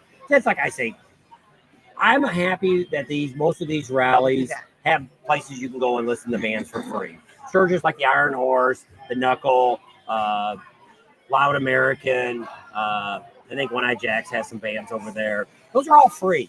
If you go out to the Full Throttle, you get there before 6 o'clock. You get in for free. After 6, I think it's $20 or $25. It gives you 2 free drinks. So it's most of the stuff is free other than going to the chip. And all the years that we went out before we kind of started dealing a little bit with the chip, we only paid for the concert one to see. Go see Kid Rock or whatever. We missed a bunch of. They've had a lot of good concerts out there over the year. They had Randy Travis. I would have loved to have seen Randy Travis a few years ago. Clint Black. Oh, We Clint saw Black. Randy Travis. Randy Travis is the guy that kicks his foot. No, that's Randy Travis. Oh yeah, no, that's Travis Tritt. Randy Travis is the one that's had a stroke. Yeah. Randy Travis, I never got to see. Sing Bones. Digging up bones. And Scott Schuler. Hey Scott, how you doing? So that's No some of place the up here? neat things. That's what I've heard. So when we talk about Sturgis and people say that about where should I stay, I gave you that example of Rapid City. If you were going to come out, like we met some people that they stay out in Hill City. I said, oh, what all do you do? Ride every day. We never do anything that has anything to do with the rally. And they could be coming out for 10 years, staying in the same little campground with their buddies. They ride all day, come back to camp. They fix dinner, And sit drink. around, drink and party, and then go to bed early and get up the next morning and ride. Or Do it all over stay up again. late and get up early. Because it's only, some people go like that to some of these rallies like that, especially Sturgis. There's some people go to Sturgis and never sleep. For 3 or 4 days they're there. Have you? Dave's What? Crazy Trailers on. He says, everybody recouped from Daytona. Barely. And Did you get sick, Dave? Because I know a lot of people got sick that well, we were. got this head cold first. So we'll tell you a little bit about our ailment. So got this head cold first. She started it. So Yeah, the but you kept Wednesday saying it was before the allergies, rally right? started, first Saturday, she came down with it. And so I went down to Main Street by myself. I think it was Saturday or Sunday morning. I don't know what day it was. By myself. And she stayed in bed for a while. And then she kind of moped through the rest of the week. Well, then come Friday, it hits me. because she had already started about Thursday or Friday that week before the rally started. That's when she got it. So we went to almost the whole rally, and I'm like, you must have just be allergies. That Wednesday before the rally, we rode all day, and everybody said, "Oh, the pollen's so bad down here. That's probably what she's got." We bought that. Well, then I got it. So I've had it ever since the last Friday till about, I don't know, 2 or 3 days ago. Well, probably longer than that. About a week ago. The head cold and all that was gone. But then the next thing happened is my face all swelled up and my sinuses. I have never had trouble with my sinuses down here before. And my face got all puffed up and it was just a nightmare. So that's what I've been suffering with up until about 2 days ago. Today's been all right, and yesterday. These are the first 2 days I've been up all day. Yep. Other than that, we So go we out haven't for a even little got bit, and then we The go bike's right back still in in the later. trailer. We never not even taken the bike out since I Since got we've got here. over here to Because Daytona. we're only here till next Monday, a week from Or tomorrow, and we're heading to the next stop. So it's like, if I'm sick, I don't want to drag the bike out. We got rain. We had high winds today. We got some 45-mile-an-hour winds through here today. But so there's our kind of a rundown. She's pretty much back to normal. She's got a You BP said, problem. First you said it was the fillet of fish I had at McDonald's I was Yeah, sick that's what from. we thought it was. Because my stomach was messed up too, big time. That could have been part of it, though. So now she's got a PP problem still, and we're waiting for that's a whole animal more of. She went to urgent care and all that, and what a 'Cause it nightmare didn't go that away. is. I called my primary doctor. He sent me out medicine. Took it for the 5 days. It's better, but it's not gone. So I went to an urgent care, and they said, "We'll give you this medicine. We'll do a culture as soon as culture gets back. That way, we'll know if the medicine you're on's okay, or if you need to be on a different medicine." So on Friday, she gets the I get the email. results, and so I called him and I said, "I need to know if I need to take a different medicine or if what I'm on's okay. We'll call you back." Didn't call. Six calls later. 6 different times. And the lady I called today, I called her twice, and she got kind of ticked off at me. She said, "I told you the nurse would call you back today before the day is over." And I said, "Okay." So 5 to 5, I call because they closed at 5 today. And I said, "Well, I just wanted to know if I could speak to the nurse to find out because she Well, hasn't called me back yet." now is tomorrow I'm going to go morning. down there, That's right, 8 knock o'clock. on the door. Well, wait till whatever time they open. We'll be there when they open, and say because that's what if you're in Florida, this Avid Health puts these commercials out saying how well they take care of you. Well, first of all, the doctor didn't even touch her when she came in the room. He stood across the room and talked to you. Yeah. The nurse took it to all of that in the waiting area when you come in. They did all that stuff. They check you all that stuff. But they ended up adding 50 pounds to her weight. Yeah. I told them what it So was. and they flipped the numbers around. I'm like, no. That's the discharge papers I got. That's where I saw it at. And I'm like, I told you another weight, and you Added didn't write 50 it. pounds to it. Jeez. It feels Oh, I'm big enough. sorry. She said, I'll change it. So that was a shock to her. So anyway, they're supposed to call me back. I don't know. I guess I'll just finish the medication I'm on because it's still about the same. Anyway, probably too much information. But just kind of give you a rundown of what we're dealing with. That's why there's no videos have been really coming out. Like I say, I got a video I've been working on for the last week off and on. It's coming out Monday night. Watch that one. We're only going to do a big push on trying to get people to watch Monday's Skippy video. Jones is on. It's all about the beginning of Sturgis, motorcycle rallies. And Beginning of motorcycle rallies. So to check about it all out, well, it's all about how Sturgis started too. It all started that way. It all started that way. It all started that way. 1938. That's why Sturgis had the first one. I'm not saying anymore. You can't go out until it's over because they want them to watch the video. On a video. It's on a video. It's coming. It's upcoming video. Yeah. So that is coming up then. So. Do you want me to text him or something? No, don't worry about it. You don't come on. You don't come on. It's not the end of the world. So today we went out to Leesburg. Still waiting on the battery video. Yeah, we've been talking about that because with the way I felt, we've talked about how we did. I got my statistics on my battery so I can actually speak about the numbers. But we want to start out in Walmart. We're going to go stand in front of the batteries and do my intro. And then I want to sit on my bike when I talk about the rest of it. So the bike's in the trailer and we ain't got the Walmart. And so I haven't really been doing much. I haven't been really doing much of nothing. Sitting there watching old reruns on TV. And, that's the other thing. I have never seen so many stupid people in one state in all my life. It's shocking. There should be an IQ test to drive a car. Honestly, the first one was, wait till you see a video. We got a video we're working on. And I'm not even going to tell you about that one. Don't say that one out. But we're sitting at a light. A car's in front of us and another car's in front of them. And it's out here. What's the main highway by 192? 192. We're sitting there. All of a sudden, I see it coming up. It's a minivan. This thing's about an 80s model minivan or something, 90 model maybe, doing about 70 miles an hour. We're all stopped. There's a car in front, going to the left-hand lane. Remember, turn. I'm like, just before I could say something to her, like, oh my gosh, because I seen this coming up in my mirror, because I'm on the left He's lane. going fast. And he flies past me. Luckily, the light changed, and the car in front of me didn't move yet. And this van darted in front of it. The guy goes down one block, jumps across 3 lanes, and pulls into the pot store. So I was hoping, because I looked at the guy, I figured this ass clown must definitely work there. There you go. And but he didn't. So we've been looking for that white van, because I'm going to have a little talk with that moron. He didn't look real old, so. And I have never seen so many people darting and pulling out pull right out in front of you. You got a guy today to do it. We're driving down the highway 65 miles an hour coming back from Leesburg. And a guy comes out from a side road. He pulls directly in front of me at about 10 miles an hour and goes to make a left-hand turn. I should have floored it. I've already decided. When I come back to Florida, I'm going to buy me an old truck down here. I'm going to get me a big old push bumper off a tow truck, put it on the front of it, and I'm going to play demo derby down here. Because when these morons do this, I'm putting it to the floor, shoving it in the low, and bam, I'm going to do some serious damage. And then you're the one that's No, going to I'm be not going to hit them in the sued. back. I'm going to be hitting them on the sides. It'll be all their fault. So that's the way, Hello. I have never, ever, and it's getting worse here. Now, we talked just, Okay. interesting, we were out here Can getting you some shopping, get on now? shopping a little bit yesterday with some of the different people. What he can do is if he's having trouble, we could put the link on here, Alrighty. and you could try to come in that way. Alrighty. Let me try to email it to you. And so, Okay, no problem. Bye-bye. trying to get our next guest on. He's having trouble. So, She's in Florida traffic. I forgot what was I talking about?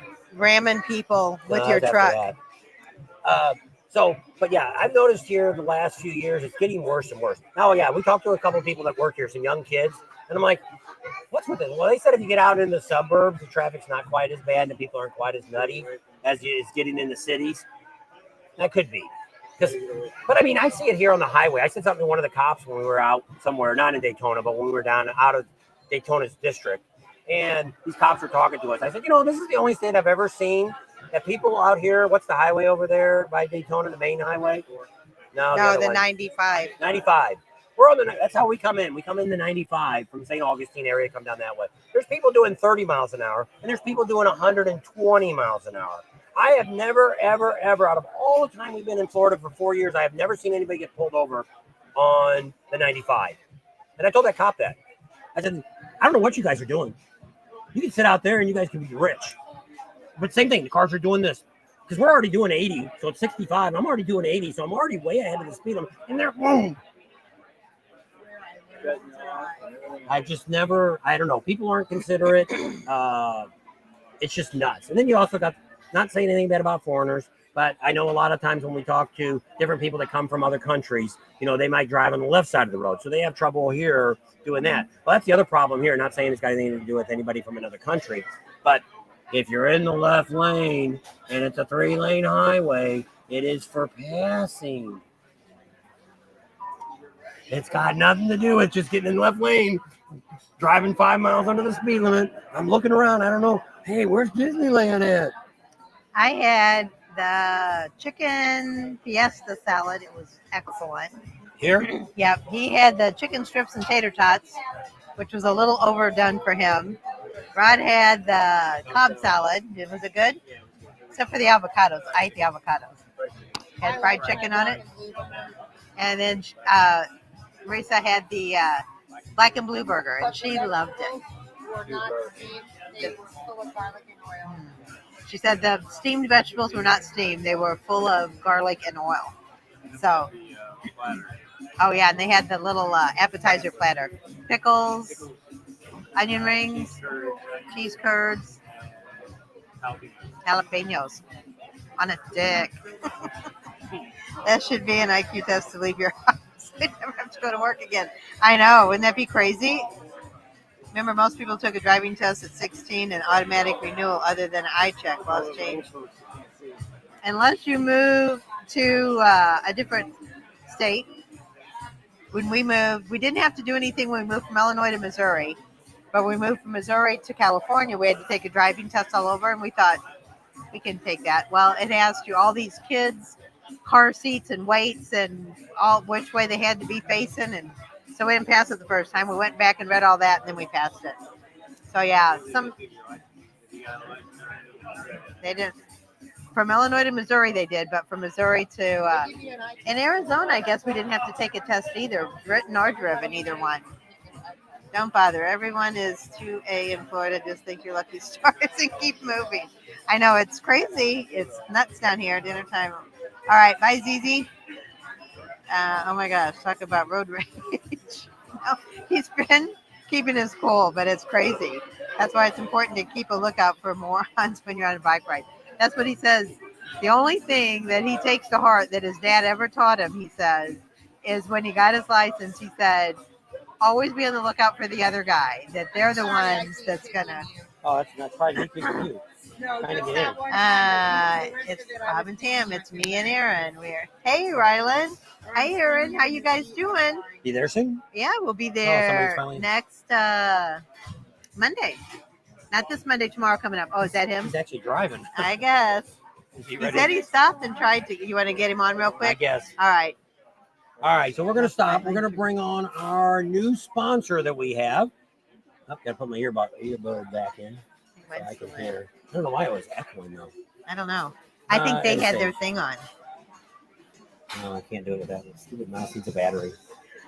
Okay, we're going to bring you on. Whoops. Oh, no. Don't hit remove. There he is. Yeah, okay. All right. Hey. So you may be delayed. So this is it.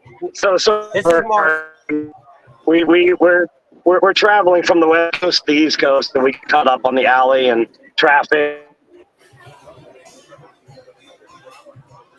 Yep. So he's breaking up. So this is Marcus with Camp Easy Ride. So he's our new sponsor that we have. He just came on board last week with us, and going to be sponsoring us. And he's got a lot of great places. If you've never. I guess we must have lost him. Yep, he might be coming back. So we'll talk until he can come back on. He's got. If you've never experienced, we just did a video for him that he can put on his. There you are. All right.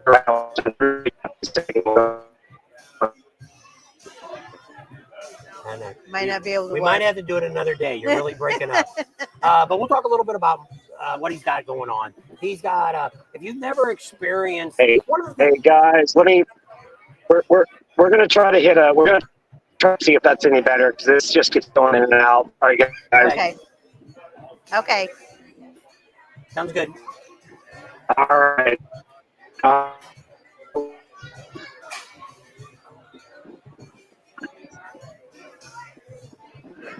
Just go ahead. Okay. So he may be back in a little bit. He's driving. He's on his way to wherever he's going. I think he said he was on the West Coast coming east now. So he has a lot of different events. But if you've never, we met this guy probably, I don't know, 3-4 years ago when we first started doing this. I think the first Daytona when we went there, we seen him. Out at Crackleberry. Yeah. First time we met the guy and didn't know a little bit about him. But then once we started seeing him at some of the rallies, I thought, this is the greatest thing in the world.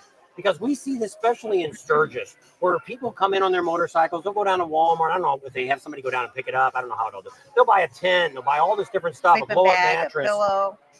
Spend hundreds and hundreds of dollars, and then have to set all that crap up, and then they just leave it. Well, what Marcus does with Camp Easy Ride is he does it all for you. Plus, you get all this other special stuff. We stopped over here in Daytona. We actually stayed with him last year a couple of days in Leesburg.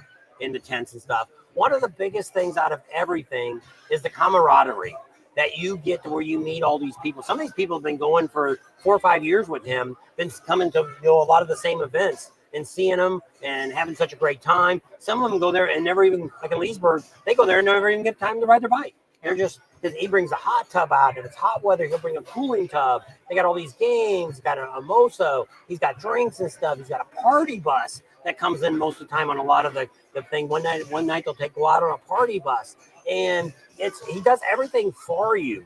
And it's just a really great thing for somebody that, hey, I don't want to have to worry about all that when I get there. I want to just be able to, I think that's what's his motto. I think it's ride, drop, party, repeat. So you ride in, you drop all your stuff off, whatever your clothes and your toiletries. Yeah, go party, and then you drop. When you come in, just relax and then get up the next day and do it again. And he's got a thing set up to where you got a couple lawn chairs out front, you got a rug out front, a rug inside, you got an air mattress. Usually depends on what you pick, but we had like a queen size air mattress on a stand, so you're not on the ground. You got like a little end table that's got a little power station on it. You can charge your phones. You can run a fan. You can't run an air conditioner there. I don't think you're going to bring an air conditioner. So a lot of times he's running a generator far away. You don't hear it running. And then you got all these tents in this big area. He's got a private area for you to park. If it doesn't have, most of them he pays for a couple porta potties to be sitting up to where they're nice and clean. They're just for Camp Easy Ride, and that's it. And so they're pretty clean, and we used them when we were there using his facility.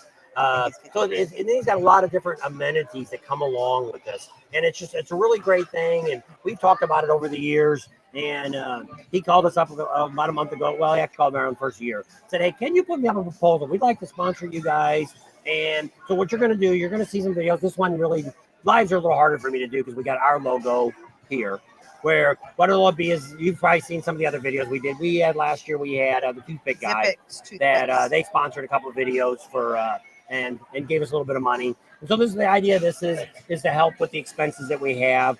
Next year, it already looks like this is going to happen. We're going to be flying into a lot of the rallies next year. Looks like, I can't say for sure yet, Biketoberfest, we may be there. They really want us there. So a lot of them have a little bit of trouble with the airline tickets. They can get us rooms. They can get us a bike to ride. They just have a little hard time giving us a cash to get us the airplane tickets. Well, with Marcus here stepping up, that pays for our airline tickets to get to a couple of these rallies. We just got a call yesterday from another one of our vendors that said, hey, guys, we want to put something together with you guys. We get so much work from you guys. We want to pay back to you. And we're like, this is really working out great, because if he picks one of the packages, the same thing, it might be able to buy us one or two airline tickets to where we can fly to a couple other rallies. So we may be showing up to some of these same rallies, or maybe some new ones. So it's things like somebody told us here in Daytona, things are going to get better for you this year. This will be your year. Well, I was thinking it was about views. My views have kind of sucked for this year so far. It started off really good. We thought with coming into pre-rally, everything was going so great. We did all the videos ahead. You guys are watching them. I did my bike video on getting my chopper. All that videos were really, really good. And then we get to Daytona and it went down the tubes. And we're like, this is the way it's going to be. This ain't going to be my year. Well, then when Marcus stepped up, and then now we got the other person that said he wants to do something maybe by the time we get to Leesburg in just a couple of weeks. So that looks really, really good too. He's talked to us a couple times before, and he's given us we've had some vendors that flip us a couple $100 every now and then anyway, but that money I've already spent now. I've managed to carry that money around for about 3 years, and with getting here in Florida and stuff, we spent it with the gas money and stuff getting here this year.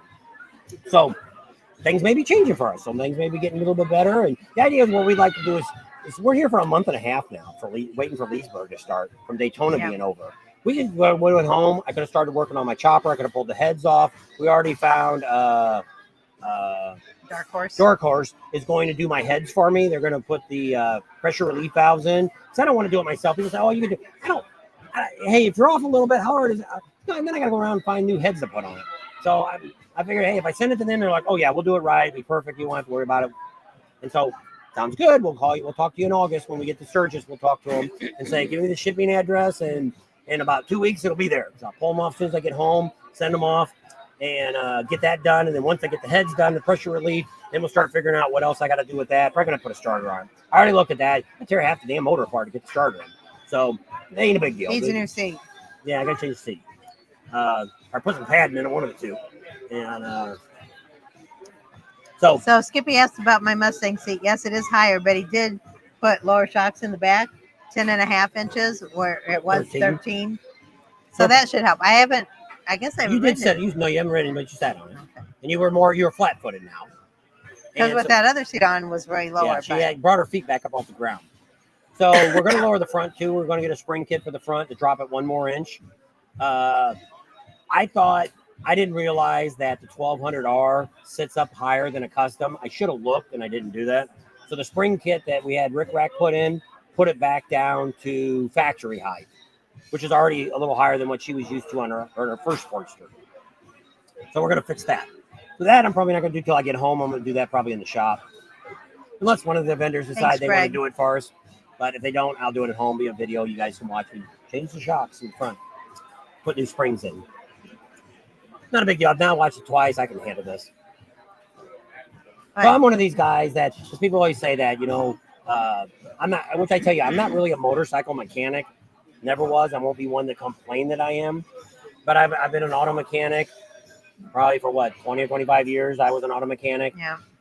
Worked at dealerships, all kinds of different places I've worked. Probably from 1979 to 90. We moved to Washington. I know, No, 95, after but Washington. 96, we moved to California 97. pretty much. I was Oh, still a service manager and stuff. I still dealt with. just for a few years. And So- you were full time. So So about almost till 2000. So all that time I was an auto mechanic, worked on cars and all that. So I'm one of these guys that's always been able to, if you show me once, I don't have to do it. I mean, you don't have to show me again. I can do it.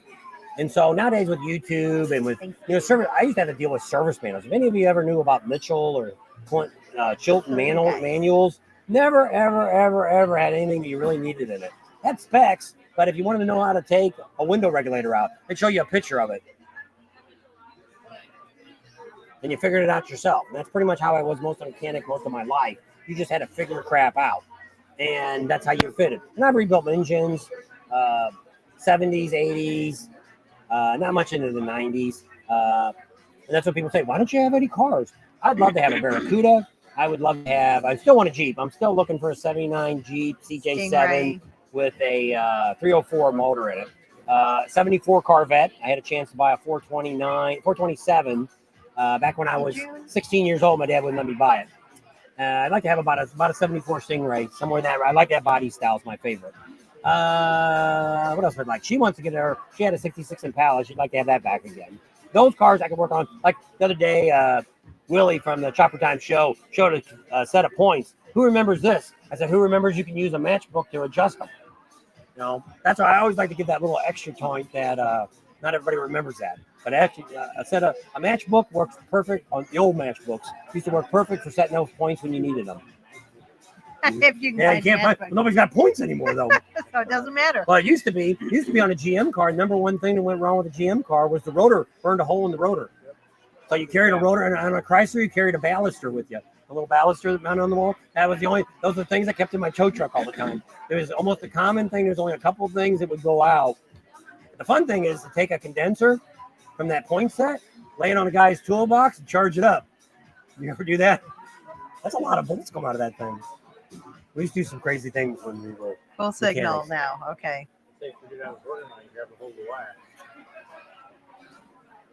So Marcus may be coming on here again. Yes. He thinks he's got a better signal where He he's said he's got full service there at the rest stop. Yeah, I think they're going to stop. And a lot of times when you're driving, it's like us when we walk, is we start breaking down because that signal doesn't stay steady. Yeah, you It's got like it. when You you're don't. sitting You got here. it. You don't. Yeah. So we'll see if he comes My back daily on here in a driver minute. is a And then 2000 Jeep Cherokee Sport. My only driver. And a lot of the new stuff.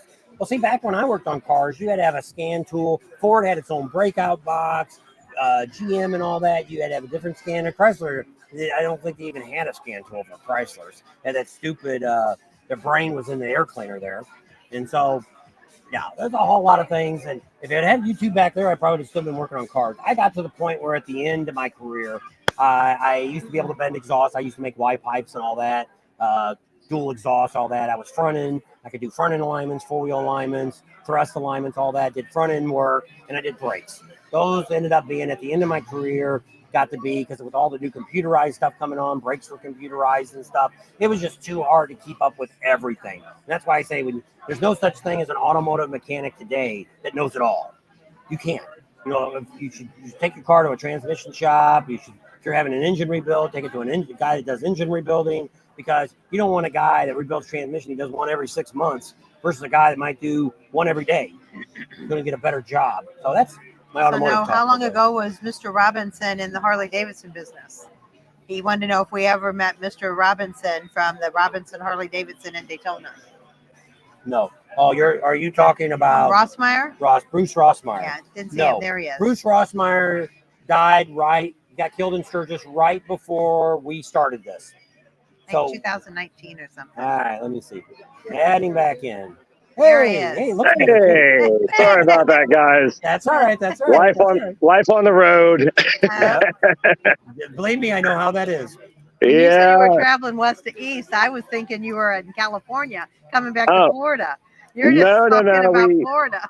Yeah, we were over on the west coast of Florida, over at actually Peggy's Corral. There's a band that we sponsor, so we went over there to support them and do what we do, and then we're working our way back to Pompano Beach. Okay. Well, tell everybody about what you do. What's your specialty? All right, so if you don't know, Camp Easy Ride, we set up elaborate camp compounds at bike rallies nationwide. So basically, we bring out everything you possibly need to party at a rally. In short, we give you a 10 by 14 high ceiling tent, high-rise pillow top air mattress, all the linens, electricity, fan, vanity mirror, side table, indoor rug, outdoor rug, 2 camp chairs, all set up in a giant compound fashion, kind of like a big horseshoe. In the middle of the horseshoe is going to have a very feature-rich social area. So we bring out the hot tubs, the pools, the cocktail stations, the cook stations, the lounge area, bike wash station, fire pits. I have an Amazon problem. I just keep buying stuff and adding it to your guys' fun. So we come out with about 18,000 pounds worth of stuff to make your rally experience above and beyond what you've ever had before. So that's what we do. Best part about it is you don't have to do anything, and you arrive and there's 100 to 150 new friends that you get to party with. There you go. And your next one coming up is going to be Leesburg, isn't it? Yep. End of April. You're looking at April 25th through 28th. Yes. Is it 24th? Yes. Yeah, 24th, 25th. There you go. You got them down better than I do. My dates are so screwed up. But yeah, we got. Say again. You still have availability? We do. Yeah, we always bring a certain amount of overage just because we always get walk-ups. We get the person that comes out and says, you know what, I'm just going to come for the day, and then they wind up drinking too much, and then they realize that they shouldn't be riding home, and somebody usually will steer them towards us. So very rarely on these local ones like Leesburg, Daytona, Key West, things like that, very rarely do we sell out, because I actually bring intentionally overage because I know there's going to be local people that are just going to need a place to stay. Yeah. And you've got a special going on now out in Sturgis too at the Buffalo Chip. Oh yeah. Well, I don't think we have special rates going on right now because we're you've got new stuff going on. Oh yeah. Okay. So yeah, what we did is we partnered up with the Buffalo Chip, and we basically took over 3 different compounds that they have out there. So now what we've done is made it affordable for everybody. We've made it to where now your bucket list item is achievable no matter what your budget is. We have 3 different compounds. We have Camp Easy Ride, Back to the Basics, which is going to be a very basic. Not basic. You're still comfortable. You still get a large tent. You still get a mattress. It's going to be a twin mattress with a sleeping bag. You got a rug on the outside, 2 camp chairs, lantern, and a cooler. And that one there, if I'm not mistaken, and we're pricing that out at, don't quote me, forgive me, I want to say it's $7.99 for the whole rally. And I'm talking all 9 nights. So that's going to give you the most affordable lodging that you can do with everything all pre-set up. All you do is jump on your bike and arrive, and we take care of you. That's going to be in its own little private compound. And then, of course, you got our primary compound, which is what we've always had, which we've renamed as Camp Easy Ride Party City. That's the big one. That's the one that has the hot tubs, the pools, the dance poles, the lights, all that good stuff. And then beyond that, you're going to have Camp Easy Ride Old Yurt Town, which is for you bougie guys, girls or couples or whatever. This is going to be a 24-foot wide by 13-foot tall, I believe, yurt that can have up to 3 queen mattresses. So it's great for somebody that, is traveling with a pack and they want to share the whole thing and make it budget friendly that way. And the best part about it, on no matter what compound you guys go with, you're going to have access to the social area. So basically, if you even if you stay in the budget side, you can still come over and hang out in the hot tub and have the Bloody Marys in the morning or the coffee in the morning or whatever it is that we're doing in the main compound. So no matter where you're staying with us, as long as you're with Camp Easy Ride, you're part of the family and you get to come over and enjoy everything that we offer. So give us a quick rundown of all the locations you're at. All right, so let's see, what is it? Going to April. So April will be Leesburg. May, I have my own label of events now. We do Key West takeovers. So May, we still have about 4 spots for our Key West takeover. In May, June, we do a Ginny Springs takeover. That's the big Cool Springs or Cold Springs, whatever you call it here in Florida. That's a phenomenal time. So that's June. July is Little Sturgis, aka Kentucky Sturgis. That's a phenomenal event. It's one of my favorites. It's a very small event. There's only about 6,000 people or so that show, but it's very adulty. Let's put it this way. A lot of body painting, a lot of stuff that YouTubers can't show because it'll get them kicked off Facebook or whatnot. So it's very adulty and it's a lot of fun. Then of course we got Big Sturgis after that. We're actually just signed up with a new one that's just starting, and this is kind of a little cat out of the bag, but there's another one called Enfuego in is it Arkansas, I want to say? I want to say it's Arkansas, but forgive me. It'll be on our site shortly. It's not listed quite yet. I'm giving a little information out a little earlier than I should, but give them little props. These guys do a great job, and that will be in September. No, end of August. So we're going straight from Kentucky Sturgis to Sturgis, South Dakota. And then to Arkansas, I believe, at Enfuego, which is going to be kind of the similar concept as what they do at like Hog Rock. It's not really labeled as a bike rally, but it's a biker party is what they're going for. So you'll see details on that coming out soon. And then, of course, after that, we got Biketoberfest over at Cackleberry. I'm sorry, not Cackleberry, Cabbage Patch. Kind of excited about that because Cabbage Patch is all wooded area. So it's actually like camping. We're going to be shaded. You're going to have the raccoons running around. You're going to have, just everything about camping that it is rather than just kind of setting up in a cow pasture like we normally do. So that's going to be a great one. And then, of course, it circles back around to our Key West in January. We have 2 different events that we do in January, or Key West. So, of course, you're going to have the Key West Winter in Paradise. So that is basically our full schedule for now. We're trying to fit about 4 others in because we've got a lot of requests. But at the moment, my body's getting ragged, so I'm kind of pacing myself on events. Yeah, I understand. And yes, because they're at the Cabbage Patch. You're not really on the Cabbage Patch. You're across the road there. Yeah, we're at their camp area, which is right across the street, which is phenomenal. I mean, you literally can crawl home, which is what I want. I want the riders to be able to enjoy themselves, and obviously, if they over enjoy themselves, they can be safe by getting safely back to us. And that's great. Cool. And that's pretty cool. Well, we're excited to have you as one of our new sponsors, and excited to do a lot of stuff with you, and get the word out there that if somebody wants to go and don't want to bring all the stuff, ride their bike out, they've got a place to go. Absolutely. We got you covered. Right, I appreciate it. No problem. Well, have a safe trip home. Oh, yeah. We got about 3 more hours to go. So thanks for tuning in, guys. I'm sorry we were a little tardy there and all the, That's okay. life on the road. We fly by the seat of our pants, so we Oh, make yeah. it work. Absolutely. You know how that goes. Oh, yeah. All right. Thanks, We'll guys. see you- We'll see you in about we'll 2 see you weeks.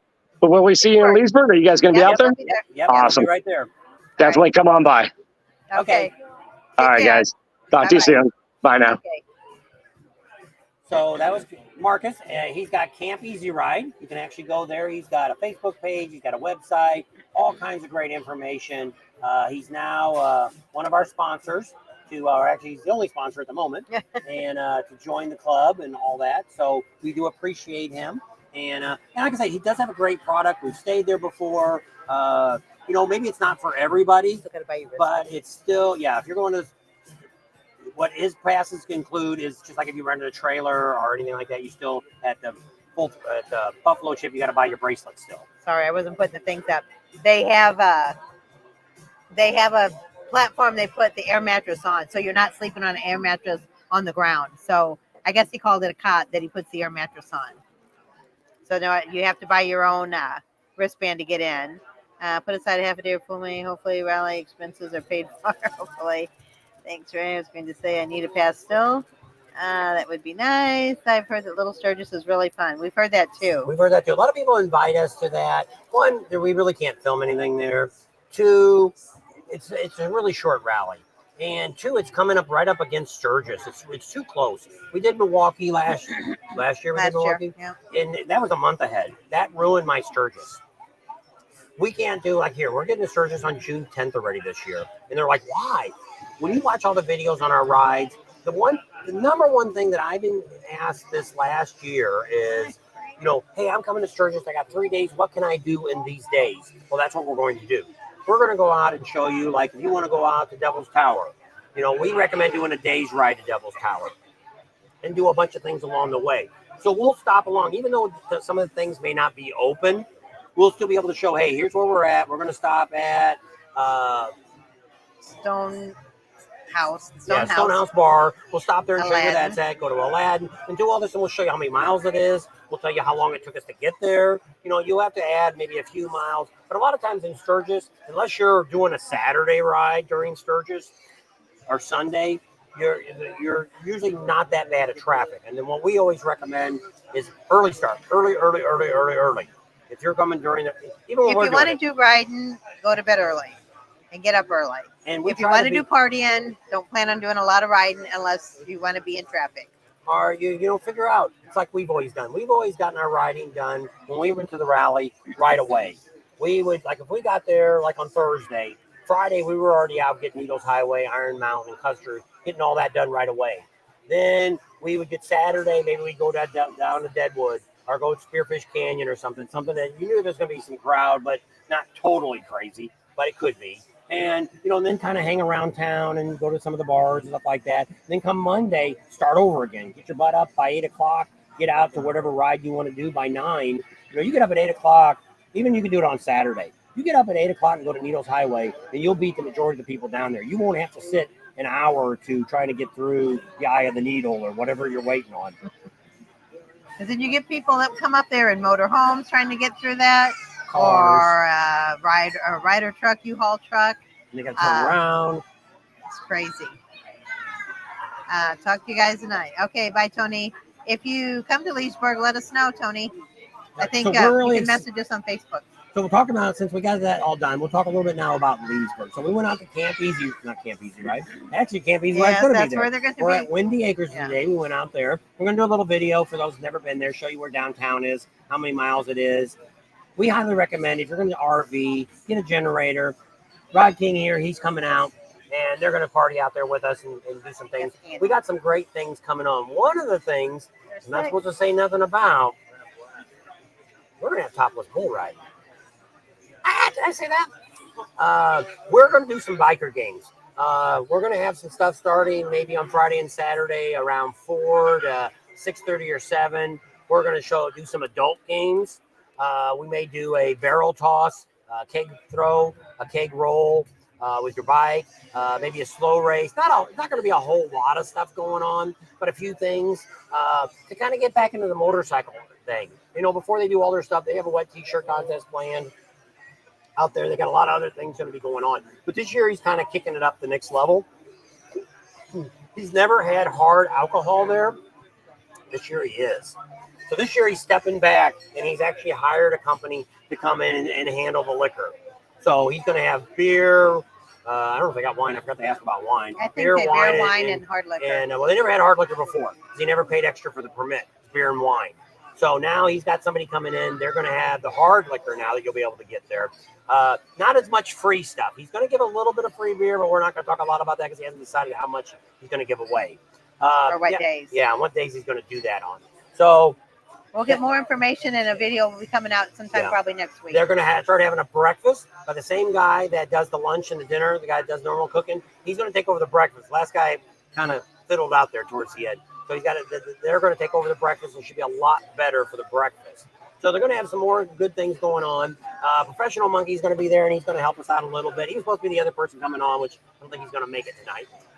He was going to come on and talk a little bit about Leesburg. He was helping his dad do something with his car. So he didn't know how long it was going to take him. He said it's his 74-year-old child he has to take care of. So he was going to come on tonight. We were going to talk a little bit more about Leesburg. He's been there a lot more times than we have. Our problem was the first couple of years they didn't even have Leesburg when we went to it. They only had Gator Harley, and over at Eustis over there, they had some stuff going on. And then the city decided one day. So really last year was the first time, I guess, we've got to experience all the 3 full days of Leesburg. Yeah.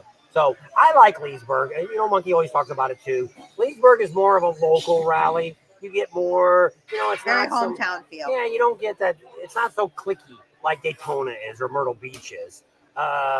Even Panama City a little bit. But here you get more of that hometown feeling. People are a little more friendly. You know, now, which we just found out today, which I guess we should have known that before when Speed said they kept saying they were talking to a lady about getting I thought they were talking to Jan. I didn't know who she was talking. But now the city, just like Sturgis, the city has taken over the rally. Leesburg. It's not the partners, people, those guys were a bunch association. of clowns. We tried to talk to them, and what a bunch of jokers they were. So we're kind of neat. We're going to try next week to get a hold of the I don't know who we talked to last time, a sergeant or lieutenant or something. Captain. And get him on, get Captain Joe. Good stuff about the police. We did find out, had a lot of complaints last year when we were at Windy Acres about the police. He hires the police to sit at his gate. The only reason he does that is he's stopping people because at night, once it gets late, he doesn't have any staff sitting out there all night long. So he pays the police to stop anybody from coming in and out that don't belong in there. They're not there to give you a ticket if you pull up and you've been drunk. They're not there to give you a ticket. They are hired to work the gate at the end of the night. It's more security than it's like police. 11 o'clock or something. They come on and stay till 5:30 in the morning. So don't let that think that's what they're there to. They're waiting for you. And that's what he says. I just want you here at the gate to only allow people in that need to come in that have paid to come in. And I don't want you driving around the campground harassing people that are partying. He's paying them. It's not that they're out there because they're the sheriff's department and that's what they're doing. They're hired for security. Yeah. So don't that is something we wanted to get out there right away because I had a few people say that they were sitting out there doing speed traps. They were not clocking anybody because they're working for him at the campground. So my dad used to do that when he was a deputy sheriff. A lot of sheriff. cops do it. He would work extra as security for whatever event was going on. And a lot of places do that. That's a pretty common thing today to have an officer. Because if something does happen, you at least got somebody that can arrest them, get on the radio, and they'll call in for a squad to haul somebody away if they need to. But he's never ever let them inside the campground. They never get past the front gate. But he just stops it because you never know. You don't want some crazy guy coming into our campground shooting us up or whatever might happen. Never know these days. That's right. So Ray said, Old Man Monkey got a new old car that they've been working on. So that must be what. So we talked to him the other day, and because we kind of told him what we were talking about, what they wanted to do and stuff, and he's going to try to help us out a little bit too, because he wants to party and have some fun too during the day, be out and about, and so we're not getting as late as we wanted to do this because their DJ guy wants to do this. Eventually we may take it over for him, but I mean I don't know. We'll have to wait and see how this turns out this year. We're going to be doing some games, and it all depends on rain. If what they do is they do it inside the arena. They have a stage and all that. So we're going to be doing it there in front of it.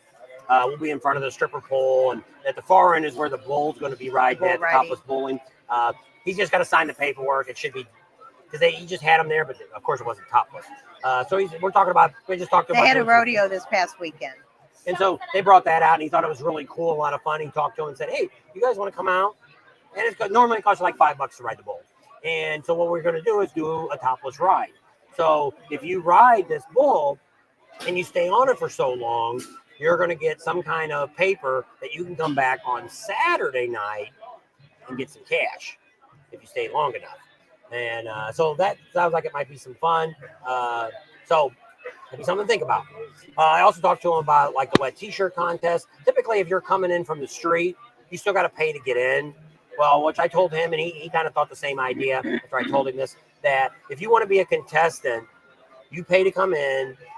When you get back there to the back and you're ready to get on the stage, at the end of the stage, they'll reimburse you that money.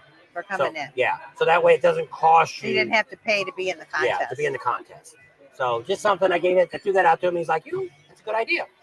And I said, well, because you're trying to win some money too. And so they do give money away and stuff for their bikini contest too. I don't know if it's both nights or if it's just Saturday night.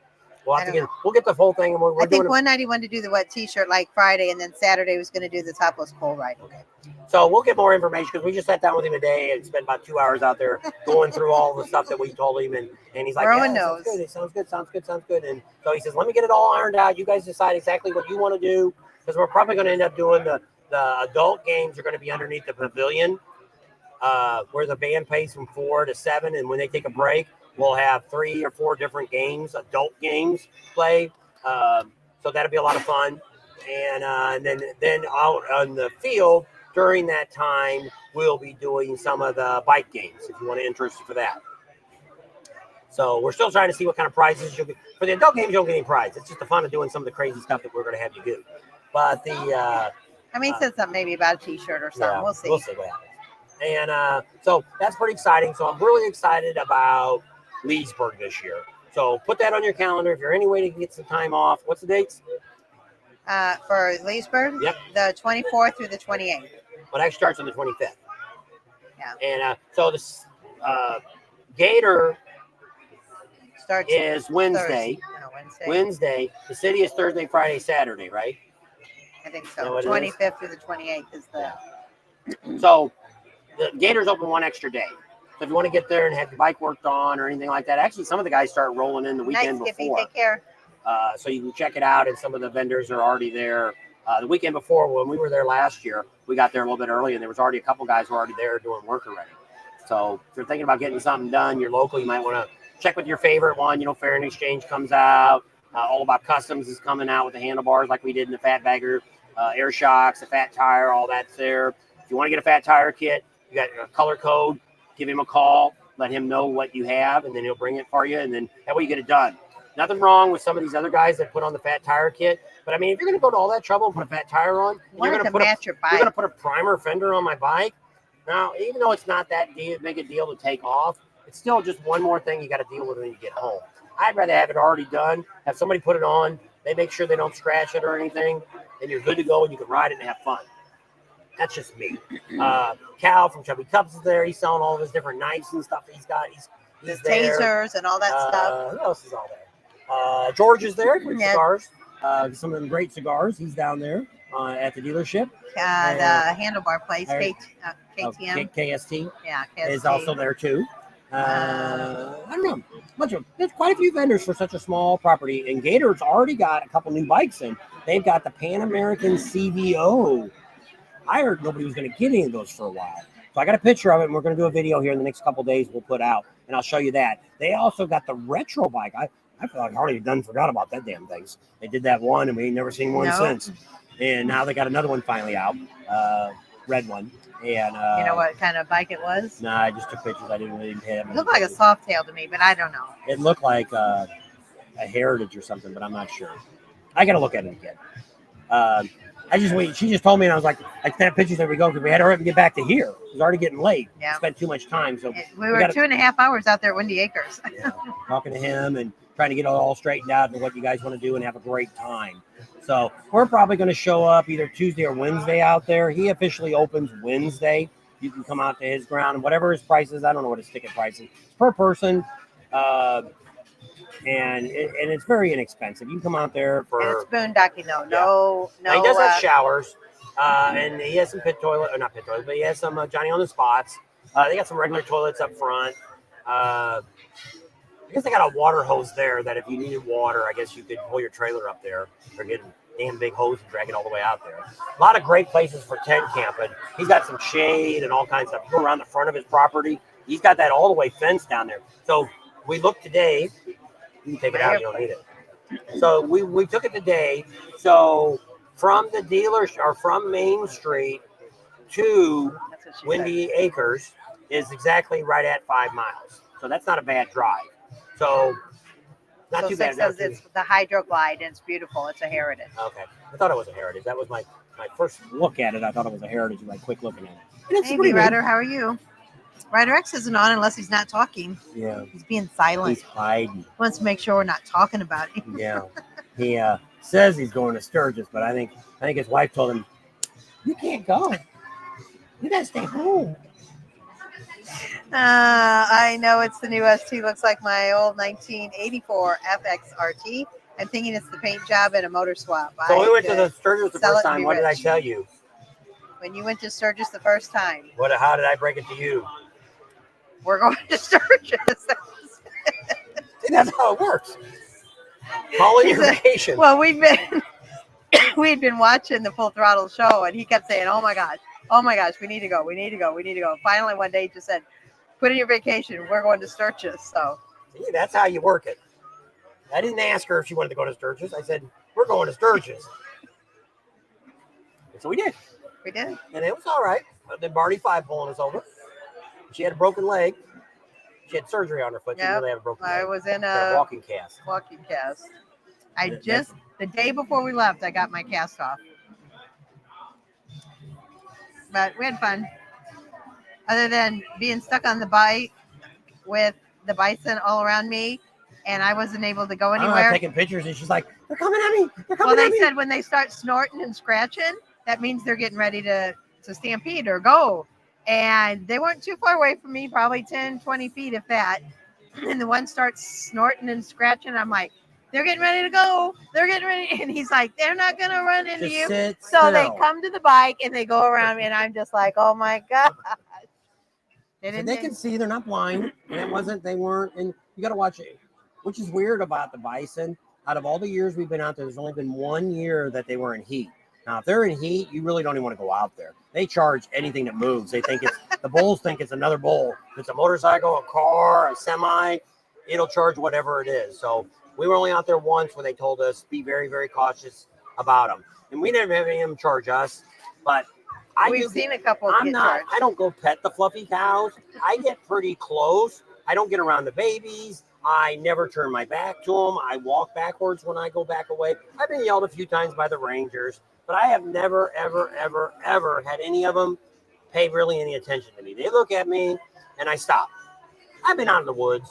I've hunted my life. I've been out with deers and all kinds of different kinds of animals. You know, if you know how to handle yourself, most of the time an animal is not just stupid to charge you for no reason at all. It's usually because you made some stupid movements, you trying to feed them, or whatever you're trying to do, trying to pet them. You know, I have no intention of ever petting them. And no, I'm not going to get anywhere near the baby. That should tell you common sense that the mama or Like a daddy mama bear? is going to come after you. You have a bison mama. And so, no, I don't. If I see a baby, I am nowhere near that. I get around some of the big ones. I'm not nowhere near touching, but I probably get within 10 feet of them. But once they start. The neatest thing we found was when we were up there that one time, when they all started running, there's the babies. And I was looking and I'm looking and I see these little feet in between. She thought they were being crushed. Yeah, I thought they're crushing that poor little thing. But I think what they do, since the babies can't keep up with the herd, two of them come up together, pick the baby up, and they run with the baby between them. The And you baby's can see legs that. go. And then when they get so far, when it starts slowing down, they go across. The little baby drops and he starts running. And it's like, after we seen it like 2 or 3 times, and we're like, wow, that's really a cool thing to experience. And we've only seen that once. And the you whole lose time your we've been pants. there. And so, yeah, we don't. And, you know, just like when you ride through, they can charge you when you're riding through too. But you don't get within touching range you ride your bike. You know, if they're right on the edge of the road, I'm going to go down the middle. And I'm going to be ready if I need to open up the throttle and take off. That motorcycle will definitely go a hell of a lot faster than that Bison and run. So I ain't really worried about that. How you doing, Lance? But I mean, if they're crossing the road, if they're 50 feet away and I see them walking across the road, then I'm going to stop now. I'm going to stop 50 feet away. Let him get across the road, then I'm going to go. I'm not going to. There's been a few times where, you know, we've stopped pretty far back and the first one goes out, I guess the dominant one or the leader, and then he'll look at you. You can stay there, and then he'll finish walking across. I'm like, all right, we ain't moving. So you just got to give them respect. That's really what it's all about. Give the animals respect, and you're not going to have any trouble. If you want to pet the bison, you can do that, but you got to go Cheyenne, Wyoming, and go to Terry Bison's farm. And he'll take you out on some of these cattle trucks that you're way up high to where you just barely can touch. You can feed them. Their tongues are like they're long. And have you ever seen a giraffe's tongue? It's probably at least about long. the same. It's about the same as theirs. And he bangs on the side, and they come running out, and they give you. And you can pet them They a call little it bit. buffalo candy. I think it's honey and straw and some nuts, and then they'll come up and a big old long tongue And you can comes touch out. their nose and stuff. You can't really pet their fur, but I mean, you can get because you're up high enough. They're not going to jump up, but they'll stick their heads way up, and you can get their nose. And you can feel it and throw the food in, and so which was cool. We did that the very first year we started our YouTube channel. It must have been 2019. In 2019, before we started our YouTube channel, we came back through that way. We didn't really realize we had booked a campsite because it was a Passport America one. It was like $19 a night or something. And so then it had like this little old ghost town. So I walked down there and I'm like, hey, they'll take you out on this wagon for like $10 and you can feed the bison. I said, you want to go? And she's like, sure. So we went down and got on the little train, and it's just a big cattle wagon, but you sit up way high to where they can't get to you, and you're in this metal thing. And so, but it was pretty neat. It was a chance to say that we've been to where you've seen the bison, and you know you're not supposed to touch them, and they're wild. We're here. These, you might be eating them next week for steak, but that was the sad part. Yeah, because they sold the meat inside. You could buy it. Yeah, but that's what it was. The guy you petted last week, you're eating him this week. It's not fair. And so very interesting. But I mean, it's. I don't ever recommend people to do what I do when I film and stuff like that with the bison, but because I'm not going to take your liability. I've been around a lot of things. We went to up the coast 12 years ago. I got really close to a moose. I don't know if it was a moose or an elk or what the hell the thing was. Big, it was whatever gigantic. It was. This thing was its back probably came to my shoulder, and had a full rack on him. And I'd probably same thing. I was about 20 feet close to that thing, and taking all my pictures and all that. But he didn't know I was there. And it's the whole idea. You move slow. You don't make, if they do see you, sudden stop. moves, no sudden moves. Yeah. And never turn your back on anybody, Where we're at. Kissimmee. Kissimmee, Florida. At Sicky's Rest. And this is a really cool place. Look at the hamburgers this place sells. This is their specialty. Got 3 pages of burgers. I'm looking for the one that had all them. They just got all kinds of different things. They got eggs on them, and just about anything you can think of, they put on it. But I mean, this place has been a really cool.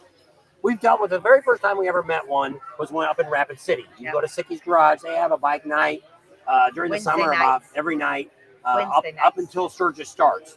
And we'll try to get there this year. They've been really hospitality, gave us great hospitality here tonight. We came up the other night and ate, and was looking for a place to do a live instead of doing the trailer. And so we've done one here. Now that you felt up to getting out.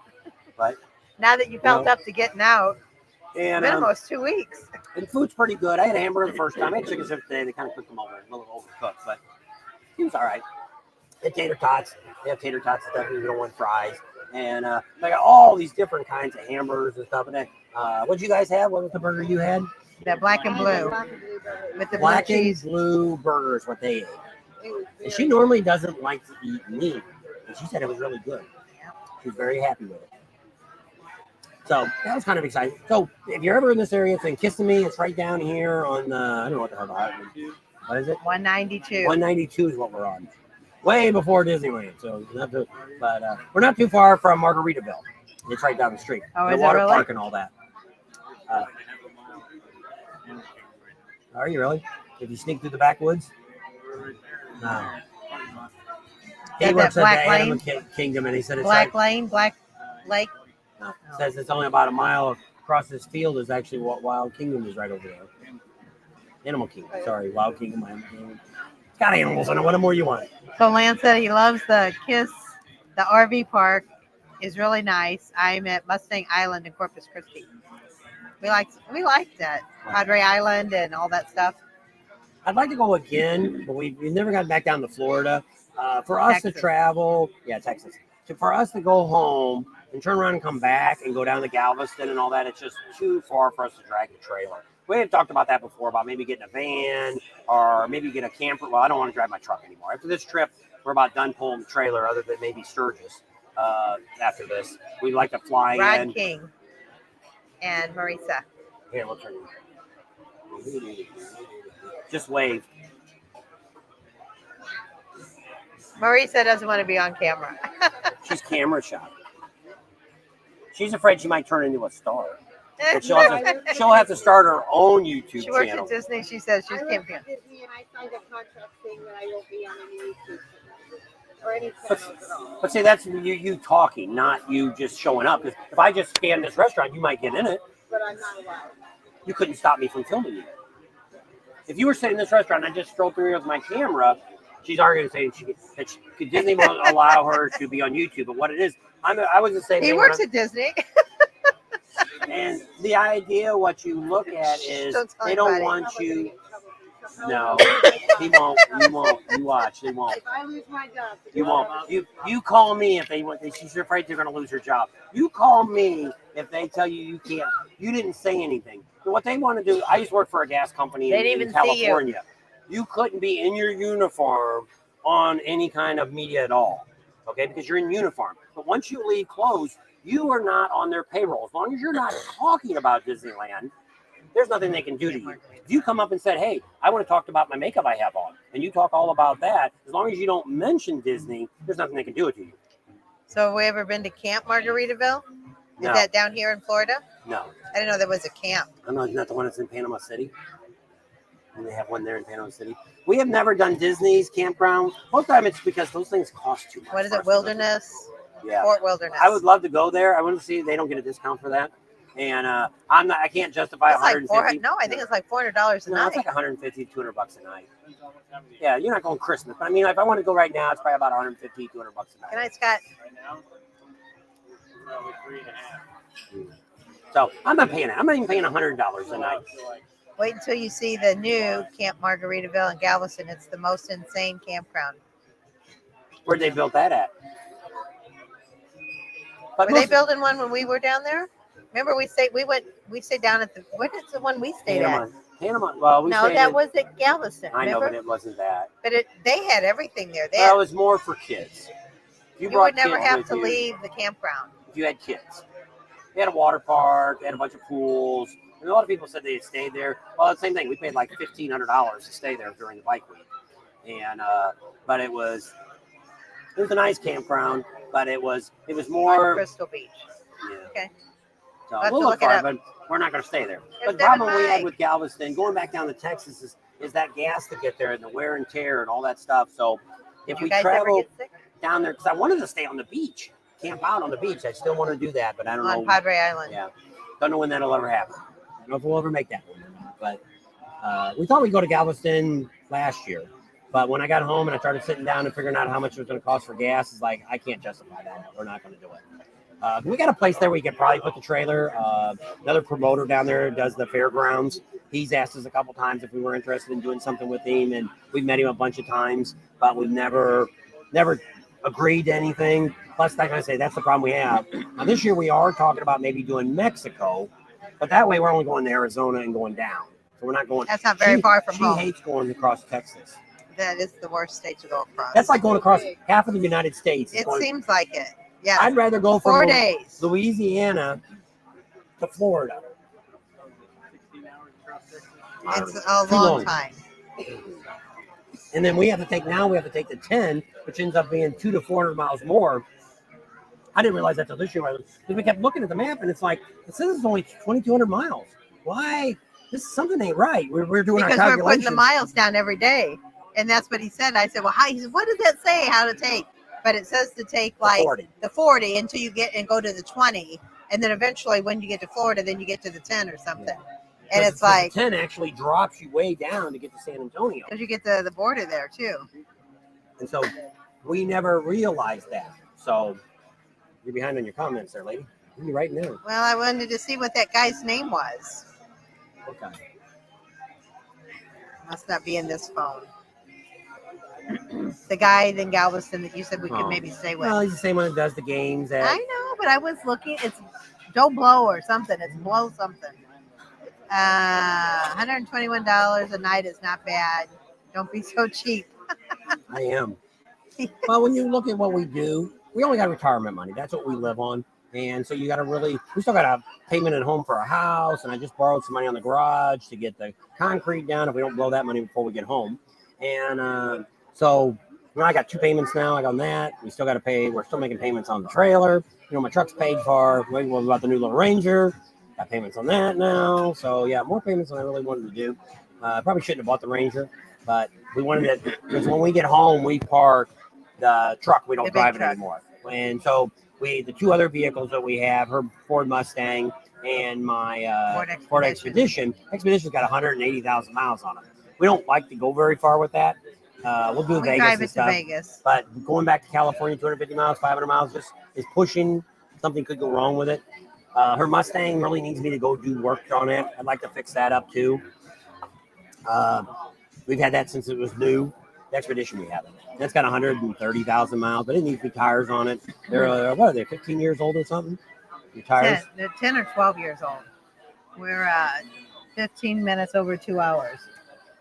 Oh, you blew it again. What time is it?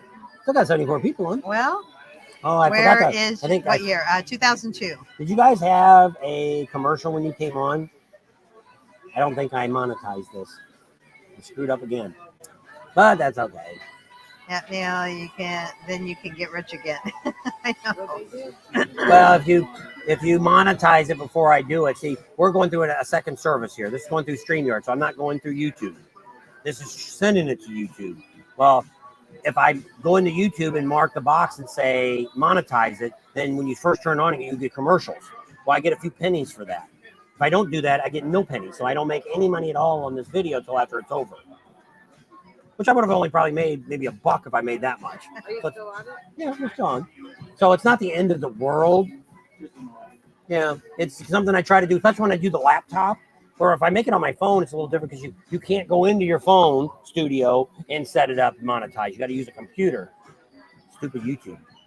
And so we did find out TubeBuddy's got a backup system now. They asked me, they redid TubeBuddy. We use TubeBuddy too. That helps me with different things. And I got a thing that said, would you like us to back up all your videos? Sure. Hit the little button, and this morning I got an email saying, your stuff's all backed up. Where it's at, I don't know, but it's backed up, which is good because you never know when YouTube decides they didn't like what we put up and sorry, your channel's gone now. And they've done that to people. Yeah. Howdy to Scotty. Scooter Tramp Scotty. Yeah, Scooter Tramp Scotty. He lost his channel last year. I think he got a little too political. That's one of the reasons we don't talk about political. We don't, what's the other thing we don't talk about? Religion. She just found somebody put a verse on from the Bible and they took it down. No, they blocked it. And it was about Good. Palm Sunday coming up, or the sheep or the shepherd or whatever. And when I saw the person who put it up, it was somebody, the guy that married us, the pastor, it was one of his sons. So anyway, You had and to click on it to look yeah, at it said this was a violent picture, that if you wanted to see this, you had to authorize, you had to click on it. Then you had to say, yes, I'd like to see it. I understand it's violent. And it was a picture of a bunch of lambs saying that Jesus was the Lamb of God. I don't know what was violent about that, but yeah. Sheepish stone. So I don't know. But I mean, it's just crazy, social media and all that. I can understand some of this stuff. Too many people are touchy-feely. They got bad feelings. If you say something, you hurt their feelings. And, the world's getting to be kind of crappy right now with all that kind of stuff. So we try to stay away from most of that stuff because there's enough people doing it already. It's kind of like people talk about slingshots. And I caught a guy today. Thank you. He's on a Sturgis page, not ours, on another Sturgis page. And he goes, why would anybody drive a slingshot to a motorcycle rally? And then later on down there, He wrote he owned one, didn't he? Well, no, another guy wrote on there and said, "I don't know why you're bad mouthing my slingshot." He had a picture of a slingshot in a store, a dealership. Well, I click on his picture and go to his profile. He owns a freaking motorcycle, dummy. And so he's just stirring the pot. And so I wrote the guy. I said, let's say this year in Sturgis, let's say 1,000 slingshots show up. Okay? 1,000 of them. But yet 150,000 motorcycles show up. Who cares about those 1,000 slingshots? If you're going to whine that much, stay home. It's just like people that pull trailers. You know, who cares? As long as you get there and ride there and have fun there. You know, you're a guy that rides to Sturgis every year. You've ridden hundreds and hundreds of thousands of miles. You get to Sturgis, let me know when you get there. Let's go for a ride. Let's see if you can keep up with me, and I'll see if I can keep up with you. Show me you're a better rider than me, that now I pull a trailer the last 4 years. You know, what makes you different than me? Nothing. We've rode to Sturgis. She's rode to Sturgis on her own. 2,200 miles one way. Rode in 45-degree weather and rode in 120-degree weather, all in the same day. So, yes, we've been in hail, we've been in snow, we've been in 100-mile, well, it wasn't 100-mile, it was probably 65-mile-an-hour winds. And we're riding our bike sideways. And so, yes, we've been through Death Valley at 127 degrees.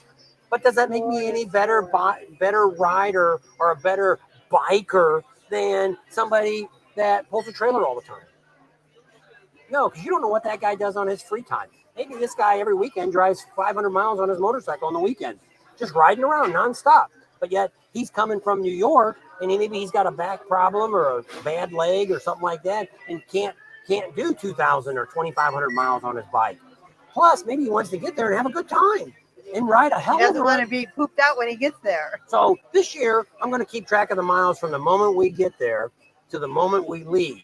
I'm going to put a challenge out there. I want to know who's going to do more mileage than, even counting where you rode from, not counting if you flew in, but from your time, which I know there's some people that are going to probably do, which there are always these guys, which good for them, that started in Washington State, and they go all the way around the United States. They end up in Sturgis and drive like 10,000 miles.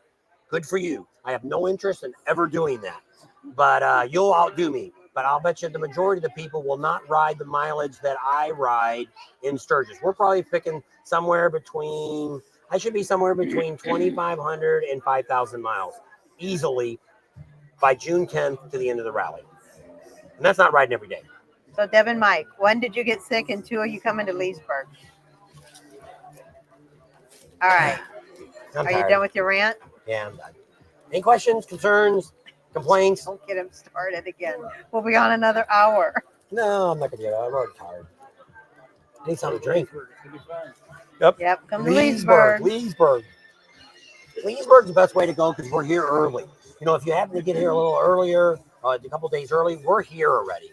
So, you know, we could do some riding before we start or something like that. That's great. Panama City, we get there on the Tuesday before it starts because we're staying on the same grounds as the vendors. So we can't get in until the vendors get in. So we don't have, if you get to Panama City like Amsel Adam, he gets there a week ahead of time. Sorry, we won't be there because we can't get on the property. He rents it's a campground to stay at. So Myrtle Beach, we're there about almost a week before it starts. We arrive on Monday. Yeah, whatever that day is. Yeah. So whatever. Right after the Panama City. That's Sunday. Monday we'll be pulling into Myrtle, hopefully. So you guys coming to Leesburg, Deb and Mike? And then, so we'll be there. Then after that, we're doing a hop, skip, and a jump over to Kansas. Spend a couple weeks with our daughter. Then we'll go up to Sturgis. And I'm really excited about Sturgis this year. So we get to Myrtle Beach on May 6th, and we'll be there through the 19th. And Steven's going to quit the dealership, and he's going to go riding with us. Is he still on? I don't know. Beach. Oops. And we're supposed to find out, which I haven't heard, and I'm going to let the cat out of the bag. There's supposed to be a new vendor location for some of the big trucks. Ciro, JP Cycles, things like that. We heard. Now, he hasn't gotten back with us, but he ought to know by now if it happened or not. We should call Ciro or JP and see if it's actually set up, if the truck is going. Then we'll know for sure. We can just break the news. But some of the big trucks may show up. So you heard it from Bob and Tam first. Yeah. Which would be great for Myrtle Beach. Friday and Saturday. Not sure where we're staying yet, but yes, we're going. If you want to boondock, you can go out to Windy Acres. That's where we're going to be staying at. Cheap. But I don't know. I Ride think that he topless might. bull naked. I don't think she'll do that. Yeah. Yep. They've got a little van and a tent they set up, but I think they like electric. You got what? Windy Acres is topless. No, where the mechanical bull's going to be topless. Just when you have a little- Yeah, well, you can run around topless. They don't care. At Yes. night, yeah. There's a lot of. It's 21 and older. So yes, you can be topless at Windy Acres. You heard it from me. I gave you permission to be topless, and can I can talk to the owner? Gives anybody. Is it clothing optional? I don't know if No. you can be completely nude. I'd have to ask him. Well, when we He were might say, "I don't that care." night when because there's a couple campers that play music. Oh yeah, they were playing. They had their stripper poles stripper out. pull up, and none of those girls had tops on. They might have. If we stayed up late enough, they might have took it all off. I don't know. They had their own stripper poles and music and everything. They were right behind us. Well, that's good to know. There you go. She wants to know. You might not see her here, but you might see her there. Just don't film her because you can't be on film. Well, they won't know. You ain't got your clothes on though. You ever notice that? Did you ever meet a stripper that's not in a club? One time I met this girl, and she's like, "You know us. You know me." I'm like, "No." I don't know. And they're like, "That's what I said." She goes, "I work at so and so strip club." Oh, okay. No, I still don't know you. Take your clothes off. Let me look. Maybe I'll know you then. Now I reckon. Oh, I know you now.